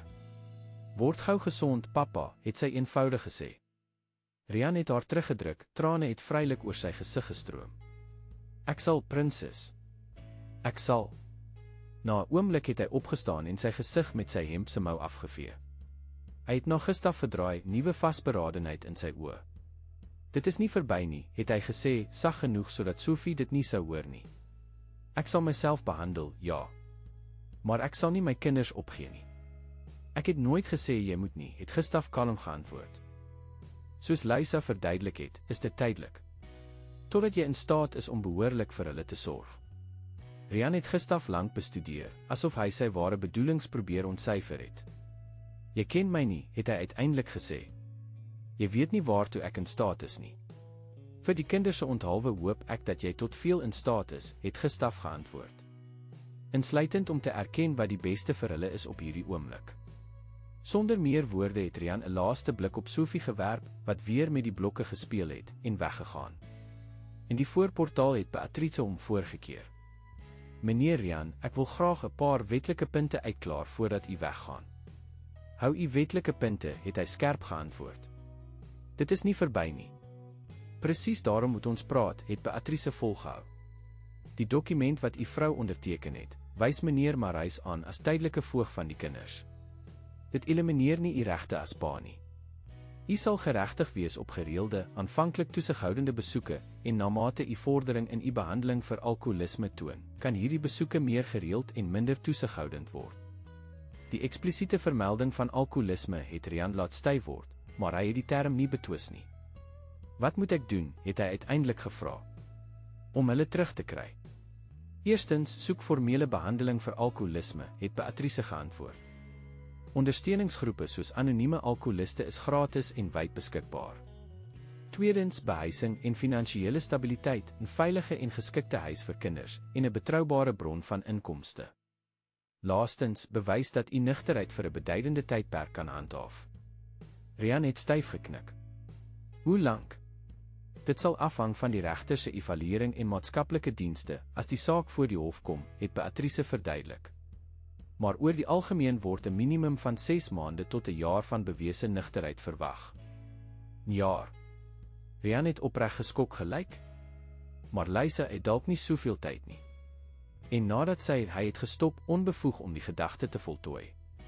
Na die uiteindelike afsterwe van die vrou, sal die wetlike situasie verander, het Beatrice erken. Maar die welstand van die kinders sal steeds die hoofprioriteit van enige geregtelike besluit wees.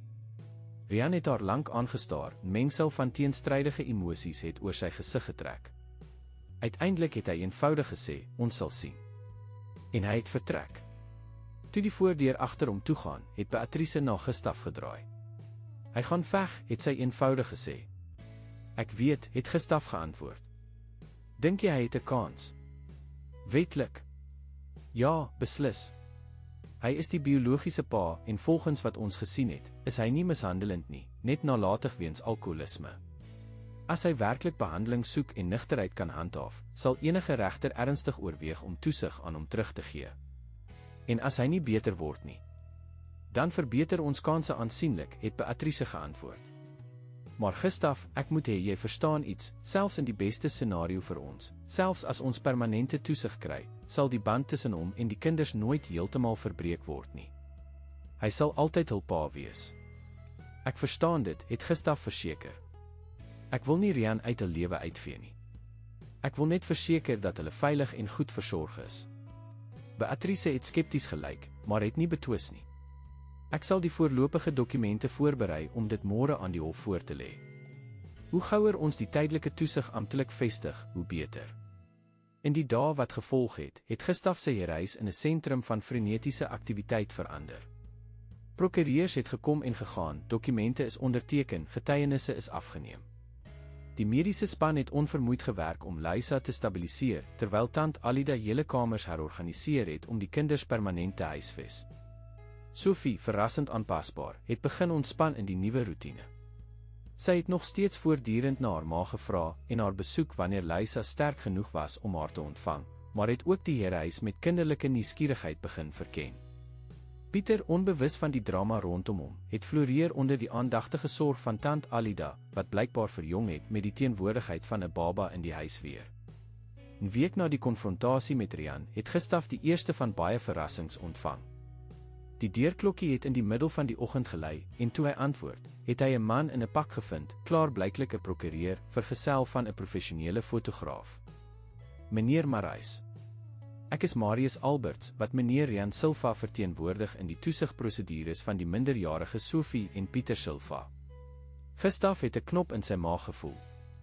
Rian het 'n prokureur gehuur, iets wat finansiëel onmoontlik gelyk het vir 'n man in sy situasie. Hoe kan ek u help, Dr. Alberts, het Gustaf gevra en sy kalmte behou. Ek wil u graag inlig dat ons 'n formele aansoek sal indien om die tydelike aanwysing van toesig te betwis. My kliënt word onregmatig van sy kinders se geselskap ontneem, en ons het rede om te glo dat mevrou Lisa Silva se handtekening onder dwang en terwyl sy deur intense medikasie ongeskik was, verkry is.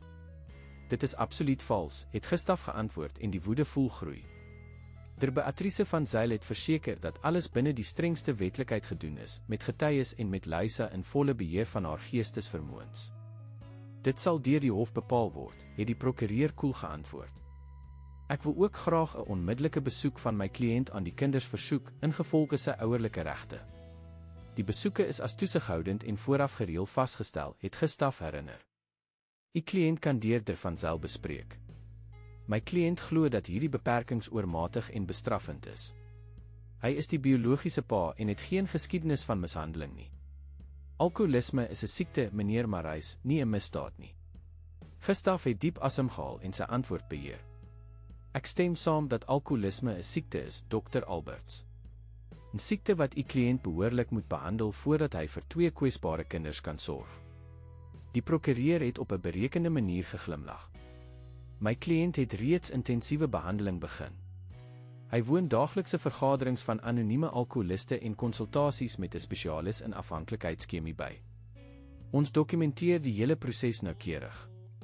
Hy het na die fotograaf beduie, wat tot dusver diskreet op die agtergrond gebly het. Ons wil graag 'n paar foto's van my kliënt in behandeling neem om in die saak in te sluit. Dit was toe dat Gustaf besef het wat besig was om te gebeur. Dit was nie net 'n wetlike stryd nie, dit was 'n openbare betrekkinge stryd. Rian was besig om 'n narratief te bou, die strydende pa wat, ten spyte van sy foute, homself heldhaftig ingespan het om sy kinders terug te kry uit die kloue van 'n miljoenêr wat hulle probeer koop het. Die foto's, waarskynlik noukeurig opgevoer, sou gebruik word om simpatie in die howe en, moontlik, in die media te wek. Ek is jammer, maar ek kan nie foto's op die eiendom toelaat nie, het Gustaf ferm gesê. As u kliënt die kinders wil besoek, moet hy die vasgestelde prosedures volg. Natuurlik, het die prokureur geantwoord, sonder om besonder teleurgesteld te lyk. Hy het waarskynlik reeds hierdie antwoord verwag. Ons sal met Dirk van Zyl kontak maak. Lekker dag, meneer Marais. Sodra hulle weg is, het Gustaf vir Beatrice gebel. Rian het 'n prokureur gehuur, het hy sonder omhaal ingelig. Marius Alberts. Hy het hier verskyn met 'n fotograaf en gepraat oor die betwisting van die toesighaanwysing en ons beskuldig van die dwing van Luisa. Marius Alberts het Beatrice herhaal, die verrassing was duidelik in haar stem. Hy is een van die duurste familieregprokureurs in Kaapstad. Hoe het Rian dit reg gekry om hom te huur? Dis presies wat ek myself afvra. En daar is meer, hulle is besig om 'n openbare betrekkinge veldtog te loods. Rian is glo in intensiewe behandeling, woon daagliks albei raadpleegspesialiste. Hulle dokumenteer alles met professionele foto's. Dit verander dinge, het Beatrice erken, haar toon nou ernstiger. As Rian werklik behandeling soek en bekwame regsverteenwoordiging het, verswak ons posisie aansienlik. Dink jy hy behandel homself regtig, het Gustaf skepties gevra. Dit maak nie saak wat ek dink nie, dit maak saak wat dit vir die hof lyk, het Beatrice pragmaties geantwoord. En as hulle 'n Rian wat blykbaar toegewyd is aan herstel professioneel dokumenteer, sal dit 'n sterk indruk skep. Ons moet voorberei. In die weke wat gevolg het, het die stryd op verskeie fronte verskerp. Terwyl Luisa vir haar lewe geveg het, wisselend tussen beter dae en alarmerende krisisse, het die toesigstryd oor die kinders onverwagte openbare kontoure begin aanneem. Rian se prokureur was vaardig en ervare. Hy het dit reg gekry dat 'n bekende weeklikse tydskrif 'n artikel publiseer met die titel 'n pa veg teen verslawing om kinders terug te kry. Die verslag het sorgvuldig saamgestelde foto's van Rian by haar vergaderings, wat dokters raadpleeg en 'n klein woonstel vir die kinders inrig, vertoon. Die teks, emosioneel gelaai, het die pyn van 'n onvolmaakte, maar liefdevolle pa beskryf, wat teen sy demone veg terwyl 'n miljardêr sakeman sy familie probeer koop. Dit is belaglik, het Gustaf uitgeroep toe hy die artikel lees. Hulle laat dit lyk asof ek die kinders met geweld ontvoer het. Dit is strategie, het Beatrice kalm verduidelik. Hulle bou 'n narratief van Dawid teen Goliat. Die gewone werkende pa teen die magtige miljardêr. Dit werk goed met die publiek en moontlik met die regters. En wat van die waarheid? En wat van die feit dat hy die familie jare lank verwaarloos het? Dat Sophie haarself feitelik grootgemaak het terwyl hy dronk was. Die waarheid is selde eenvoudig in familiesake, het Beatrice geantwoord. En die hof sal geneig wees om gewig te gee aan die feit dat hy nou behandeling soek.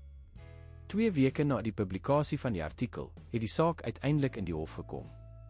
Die aangewese regter, regter Helene Marais, het 'n reputasie gehad dat sy regverdig, maar tradisioneel was, en het dikwels die handhawing van biologiese familiebande bevoordeel waar moontlik. Die verhoorkamer was voller as normaal vir 'n toesigsaak.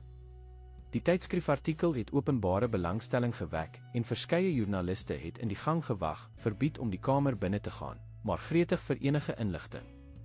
Rian het langs sy prokureur gesit, geklee in 'n eenvoudige, maar skoon en netjiese pak, duidelik nuut en waarskynlik spesifiek vir die geleentheid gekoop. Hy het nigter geskeer en aansienlik meer presentabel gelyk as in die vorige weke. Agter hom het 'n paar mense gesit wat Gustaf van die foto's herken het as sy kollegas, teenwoordig om ondersteuning te toon. Aan die ander kant het Gustaf saam met Beatrice gesit, vergesel van tant Alida, wat ongelooflik beskermend teenoor die kinders geword het. Carla was ook teenwoordig, gereed om te getuig oor Luisa se mediese toestand en die toestand waarin sy was toe sy die toesighaanwysing onderteken het. Regter Marais het binnegekom en almal het opgestaan. Na die aanvanklike prosedures het sy haar direk tot Sophie gewend. Hierdie voorlopige verhoor sal die tydelike toesig oor die minderjarige Sophie en Pieter Silva bepaal, totdat ons 'n meer volledige evaluering van die situasie kan doen, het die regter verduidelik. Ek wil dit duidelik maak dat my enigste bekommernis die welstand van die kinders is. Rian se prokureur was die eerste om sy saak aan te bied. Met bestudeerde welsprekendheid het hy die portret geskilder van 'n onvolmaakte, maar fundamenteel goeie man, wat in die struik van alkoholisme geval het nadat hy sy werk verloor het, maar wat nou vasbeslote was om te herstel. My kliënt ontken nie sy foute nie, U Edele, het Dr. Alberts verklaar. Plaas daarvan, hy konfronteer dit moedig. Hy is byna 'n maand nigter, woon daaglikse vergaderings van anonieme alkoholiste by, raadpleeg 'n terapeut wat in afhanklikheidschemie spesialiseer en het 'n nuwe werk as instandhoudingsassistent in 'n residensiële kompleks gekry. Hy het dokumente aangebied wat al hierdie beweringe bewys het.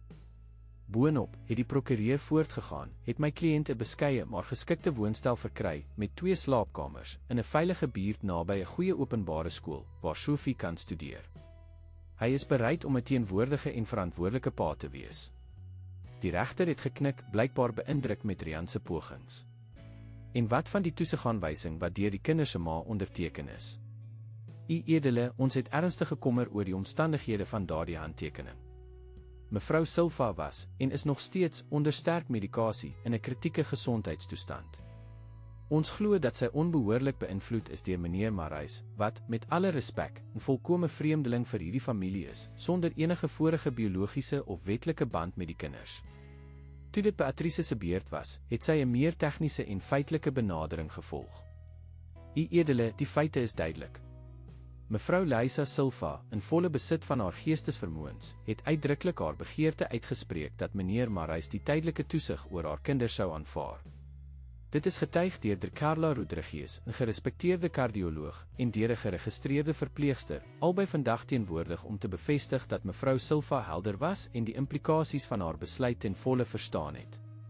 Beatrice het voortgegaan en die omstandighede waarin Gustaf die familie gevind het, uiteengesit, die ma bewusteloos, die kinders onbeskermd in die koue, die alarmerende toestand van die familie se huis toe die owerhede dit later geïnspekteer het.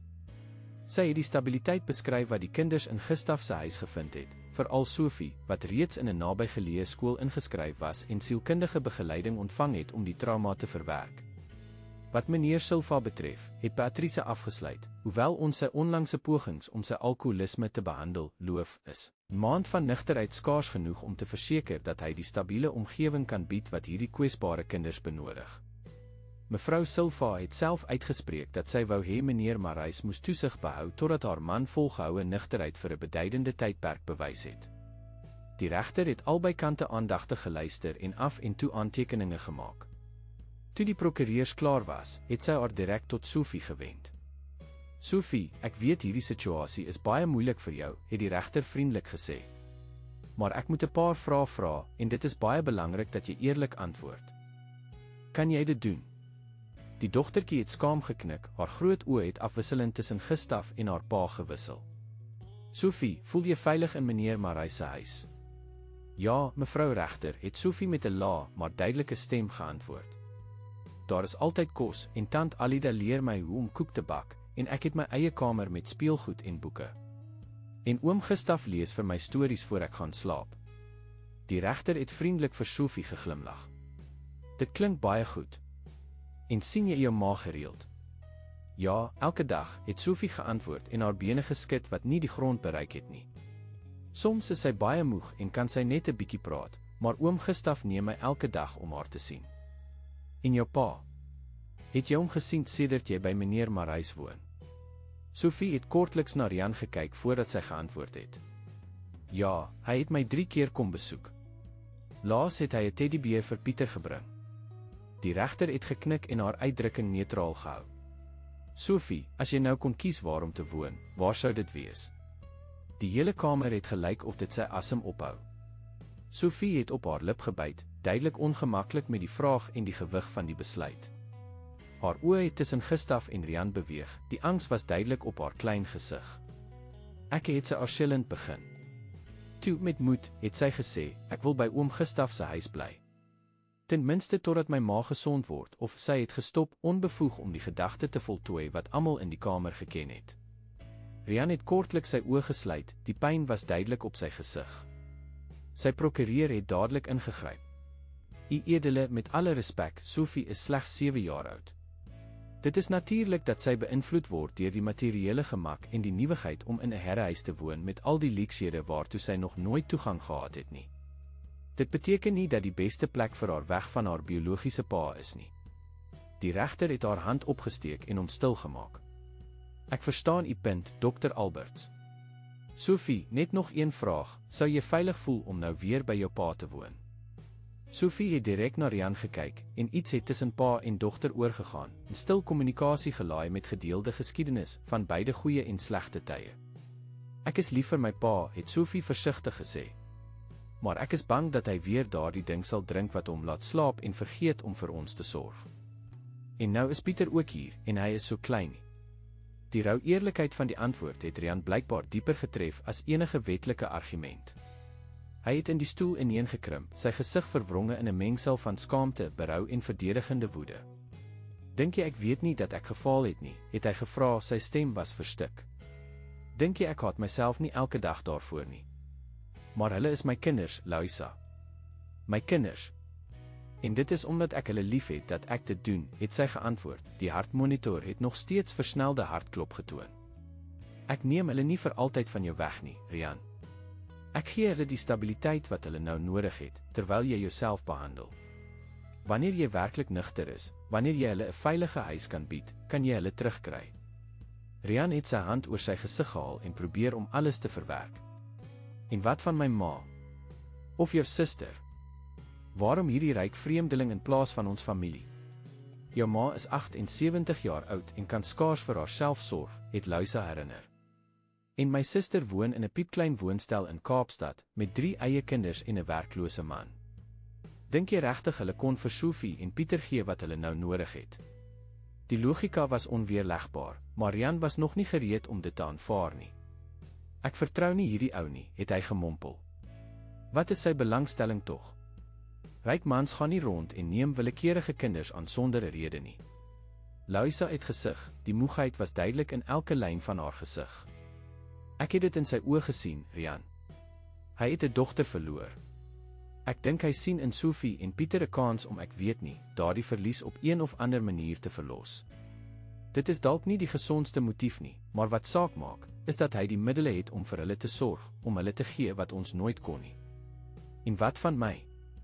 Rian se stem was byna kinderlik in sy kwesbaarheid. Jy neem alles van my weg, Luisa. Nee, het sy saggies reggestel. Ek gee jou 'n kans. 'n Kans om te genees, om die man en pa te word wat ek weet jy kan wees. Doen dit vir hulle, Rian. As jy werklik vir hulle lief is, doen dit. Voordat hy kon antwoord, is Luisa oorval deur 'n hoesbui, gevolg deur 'n uitdrukking van akute pyn. Die monitors het alarmisties begin piep. Ek moet vra dat u nou weggaan, het Carla ferm vir Rian gesê. Sy moet rus. Rian het opgestaan, duidelik ontstel deur Luisa se skielike verslegting. Kan ek my kinders sien voordat ek gaan?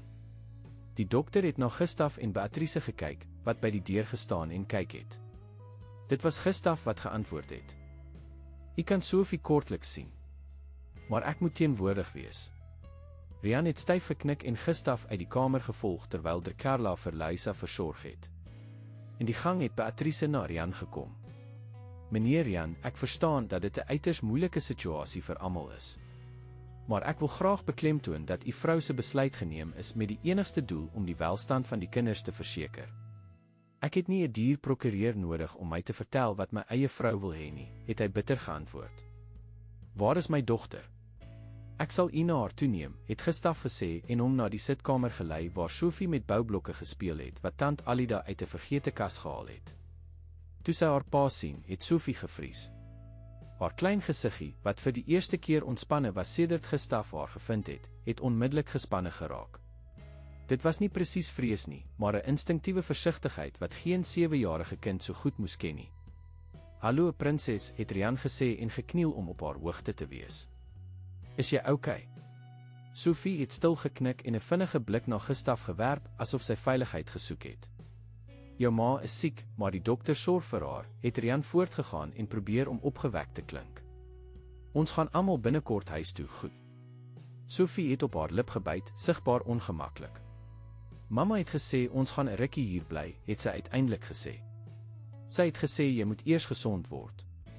Die kind se woorde, 'n onskuldige herhaling van die gesprek met haar ma, het Rian soos 'n klap getref. Vir 'n oomblik het Gustav 'n ontploffing gevrees, maar in plaas daarvan het die man gelyk of hy ingekrimp het. Jou ma is reg, Sophie, het hy gesê, sy stem was verstik. Papa is nou nie baie goed nie. Maar ek sal beter word, ek beloof.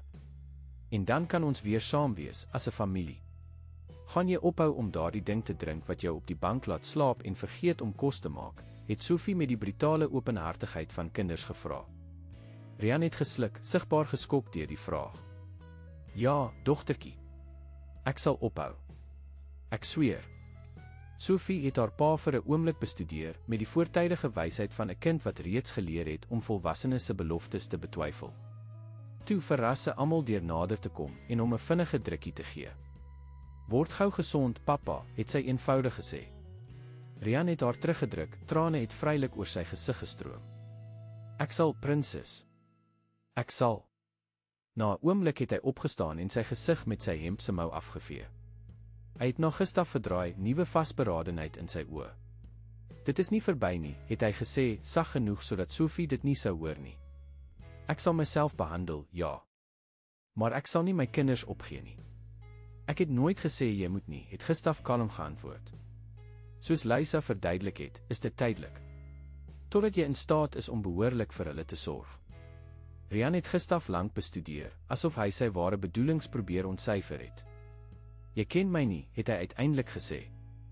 Jy weet nie waartoe ek in staat is nie. Vir die kinders se onthalwe hoop ek dat jy tot veel in staat is, het Gustav geantwoord. Insluitend om te erken wat die beste vir hulle is op hierdie oomblik. Sonder meer woorde het Rian 'n laaste blik op Sophie gewerp, wat weer met die blokke gespeel het, en weggegaan. In die voorportaal het Beatrice hom voorgekeer. Meneer Rian, ek wil graag 'n paar wetlike punte uitklaar voordat u weggaan. Hou u wetlike punte, het hy skerp geantwoord. Dit is nie verby nie. Presies daarom moet ons praat, het Beatrice volgehou.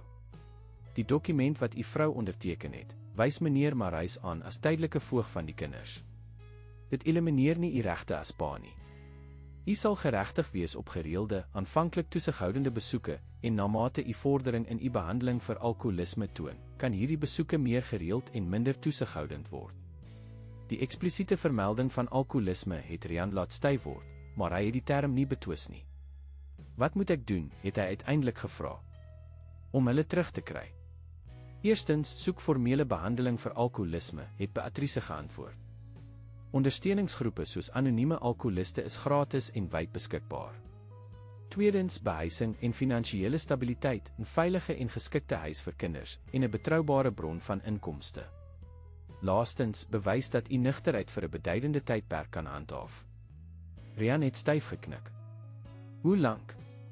Dit sal afhang van die regter se evaluering en maatskaplike dienste as die saak voor die hof kom, het Beatrice verduidelik. Maar oor die algemeen word 'n minimum van 6 maande tot 'n jaar van bewese nugterheid verwag. 'n Jaar. Rian het opreg geskok gelyk. Maar Lysa het dalk nie soveel tyd nie. En nadat hy het gestop onbevoeg om die gedagte te voltooi. Na die uiteindelike afsterwe van die vrou, sal die wetlike situasie verander, het Beatrice erken. Maar die welstand van die kinders sal steeds die hoofprioriteit van enige geregtelike besluit wees. Rian het haar lank aangestaar, mengsel van emosies het oor sy gesig getrek. Uiteindelik het hy eenvoudig gesê, ons sal sien. En hy het vertrek. Toe die voordeur agter hom toegaan, het Beatrice na Gustav gedraai. Hy gaan veg, het sy eenvoudig gesê. Ek weet, het Gustav geantwoord. Dink jy hy het 'n kans? Wetlik? Ja, beslis. Hy is die biologiese pa en volgens wat ons gesien het, is hy nie mishandelend nie, net nalatig weens alkoholisme. As hy werklik behandeling soek en nugterheid kan handhaaf, sal enige regter ernstig oorweeg om toesig aan hom terug te gee. En as hy nie beter word nie, dan verbeter ons kanse aansienlik, het Beatrice geantwoord. Maar Gustav, ek moet hê jy verstaan iets, selfs in die beste scenario vir ons, selfs as ons permanente toesig kry, sal die band tussen hom en die kinders nooit heeltemal verbreek word nie. Hy sal altyd hul pa wees. Ek verstaan dit, het Gustav verseker. Ek wil nie Rian uit 'n lewe uitvee nie. Ek wil net verseker dat hulle veilig en goed versorg is. Beatrice het skepties gelyk, maar het nie betwis nie. Ek sal die voorlopige dokumente voorberei om dit môre aan die hof voor te lê. Hoe gouer ons die tydelike toesig amptelik vestig, hoe beter. In die dae wat gevolg het, het Gustav sy reis in 'n sentrum van frenetiese aktiwiteit verander. Prokureurs het gekom en gegaan, dokumente is onderteken, getuienisse is afgeneem. Die mediese span het onvermoeid gewerk om Lysa te stabiliseer, terwyl tant Alida hele kamers herorganiseer het om die kinders permanent te huisves. Sophie, verrassend aanpasbaar, het begin ontspan in die nuwe roetine.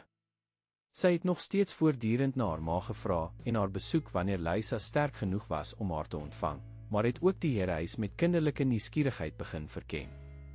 Pieter, onbewus van die drama rondom hom, het floreer onder die aandagtige sorg van tant Alida, wat blykbaar verjong het met die teenwoordigheid van 'n baba in die huis weer. 'n Week na die konfrontasie met Rian, het Gustaf die eerste van baie verrassings ontvang. Die deurklokkie het in die middel van die oggend gelei, en toe hy antwoord, het hy 'n man in 'n pak gevind, klaarblyklik 'n prokureur, vergesel van 'n professionele fotograaf. Meneer Marais. Ek is Marius Alberts, wat meneer Rian Silva verteenwoordig in die toesigprosedures van die minderjarige Sophie en Pieter Silva. Gustaf het 'n knop in sy maag gevoel. Rian het 'n prokureur gehuur, iets wat finansiëel onmoontlik gelyk het vir 'n man in sy situasie. Hoe kan ek u help, Dr. Alberts, het Gustaf gevra en sy kalmte behou. Ek wil u graag inlig dat ons 'n formele aansoek sal indien om die tydelike aanwysing van toesig te betwis. My kliënt word onregmatig van sy kinders se geselskap ontneem, en ons het rede om te glo dat mevrou Lysa Silva se handtekening onder dwang en terwyl sy deur intense medikasie ongeskik was, verkry is. Dit is absoluut vals, het Gustaf geantwoord en die woede voel groei. Beatrice van Zyl het verseker dat alles binne die strengste wetlikheid gedoen is, met getuies en met Lysa in volle beheer van haar geestesvermoëns. Dit sal deur die hof bepaal word, het die prokureur koel geantwoord. Ek wil ook graag 'n onmiddellike besoek van my kliënt aan die kinders versoek, ingevolge sy ouerlike regte. Die besoeke is as toesighoudend en vooraf gereël vasgestel, het Gustaf herinner. U kliënt kan deur van Zyl bespreek. My kliënt glo dat hierdie beperkings oormatig en bestraffend is. Hy is die biologiese pa en het geen geskiedenis van mishandeling nie. Alkoholisme is 'n siekte, meneer Marais, nie 'n misdaad nie. Gustaf het diep asem gehaal en sy antwoord beheer. Ek stem saam dat alkoholisme 'n siekte is, Dr. Alberts. 'n Siekte wat u kliënt behoorlik moet behandel voordat hy vir 2 kwesbare kinders kan sorg. Die prokureur het op 'n berekende manier geglimlag. My kliënt het reeds intensiewe behandeling begin. Hy woon daaglikse vergaderings van anonieme alkoholiste en konsultasies met 'n spesialis in afhanklikheidskemie by. Ons dokumenteer die hele proses noukeurig. Hy het na die fotograaf beduie, wat tot dusver diskreet op die agtergrond gebly het. Ons wil graag 'n paar foto's van my kliënt in behandeling neem om in die saak in te sluit. Dit was toe dat Gustaf besef het wat besig was om te gebeur. Dit was nie net 'n wetlike stryd nie, dit was 'n openbare betrekkinge stryd. Rian was besig om 'n narratief te bou, die strydende pa wat, ten spyte van sy foute, homself heldhaftig ingespan het om sy kinders terug te kry uit die kloue van 'n miljoenêr wat hulle probeer koop het. Die foto's, waarskynlik noukeurig opgevoer, sou gebruik word om simpatie in die howe en, moontlik, in die media te wek. Ek is jammer, maar ek kan nie foto's op die eiendom toelaat nie, het Gustaf ferm gesê. As u kliënt die kinders wil besoek, moet hy die vasgestelde prosedures volg. Natuurlik, het die prokureur geantwoord, sonder om besonder teleurgestel te lyk. Hy het waarskynlik reeds hierdie antwoord verwag. Ons sal met van Zyl kontak maak. Lekker dag, meneer Marais. Sodra hulle weg is, het Gustaf vir Beatrice gebel. Rian het 'n prokureur gehuur, het hy sonder omhaal ingelig. Marius Alberts. Hy het hier verskyn met 'n fotograaf en gepraat oor die betwisting van die toesigaanwysing en ons beskuldig van die dwing van Lysa. Marius Alberts het Beatrice herhaal, die verrassing was duidelik in haar stem. Hy is een van die duurste familieregprokureurs in Kaapstad. Hoe het Rian dit reg gekry om hom te huur? Dis presies wat ek myself afvra. En daar is meer, hulle is besig om 'n openbare betrekkinge veldtog te loods. Rian is glo in intensiewe behandeling, woon daagliks albei, raadpleeg spesialiste. Hulle dokumenteer alles met professionele foto's. Dit verander dinge, het Beatrice erken, haar toon nou ernstiger. As Rian werklik behandeling soek en bekwame regsverteenwoordiging het, verswak ons posisie aansienlik. Dink jy hy behandel homself regtig, het Gustaf skepties gevra. Dit maak nie saak wat ek dink nie, dit maak saak wat dit vir die hof lyk, het Beatrice pragmaties geantwoord. En as hulle 'n Rian wat blykbaar toegewyd is aan herstel professioneel dokumenteer, sal dit 'n sterk indruk skep. Ons moet voorberei. In die weke wat gevolg het die stryd op verskeie fronte verskerp. Terwyl Lisa vir haar lewe geveg het, wisselend tussen beter dae en alarmerende krisisse, het die toesigstryd oor die kinders onverwagte openbare kontoure begin aanneem. Rian se prokureur was vaardig en ervare. Hy het dit reg gekry dat 'n bekende weeklikse tydskrif 'n artikel publiseer met die titel 'n pa veg teen verslawing om kinders terug te kry. Die verslag het sorgvuldig saamgestelde foto's van Rian by haar vergaderings, wat dokters raadpleeg en 'n klein woonstel vir die kinders inrig, vertoon. Die teks, emosioneel gelaai, het die pyn van 'n onvolmaakte, maar liefdevolle pa beskryf, wat teen sy demone veg terwyl 'n miljardêr sakeman sy familie probeer koop. Dit is belaglik, het Gustaf uitgeroep toe hy die artikel lees. Hulle laat dit lyk asof ek die kinders met geweld ontvoer het. Dit is strategie, het Beatrice kalm verduidelik. Hulle bou 'n narratief van Dawid teen Goliat. Die gewone werkende pa teen die magtige miljardêr. Dit werk goed met die publiek en moontlik met die regters. En wat van die waarheid? En wat van die feit dat hy die familie jare lank verwaarloos het? Dat Sophie haarself feitelik grootgemaak het terwyl hy dronk was. Die waarheid is selde eenvoudig in familiesake, het Beatrice geantwoord. En die hof sal geneig wees om gewig te gee aan die feit dat hy nou behandeling soek.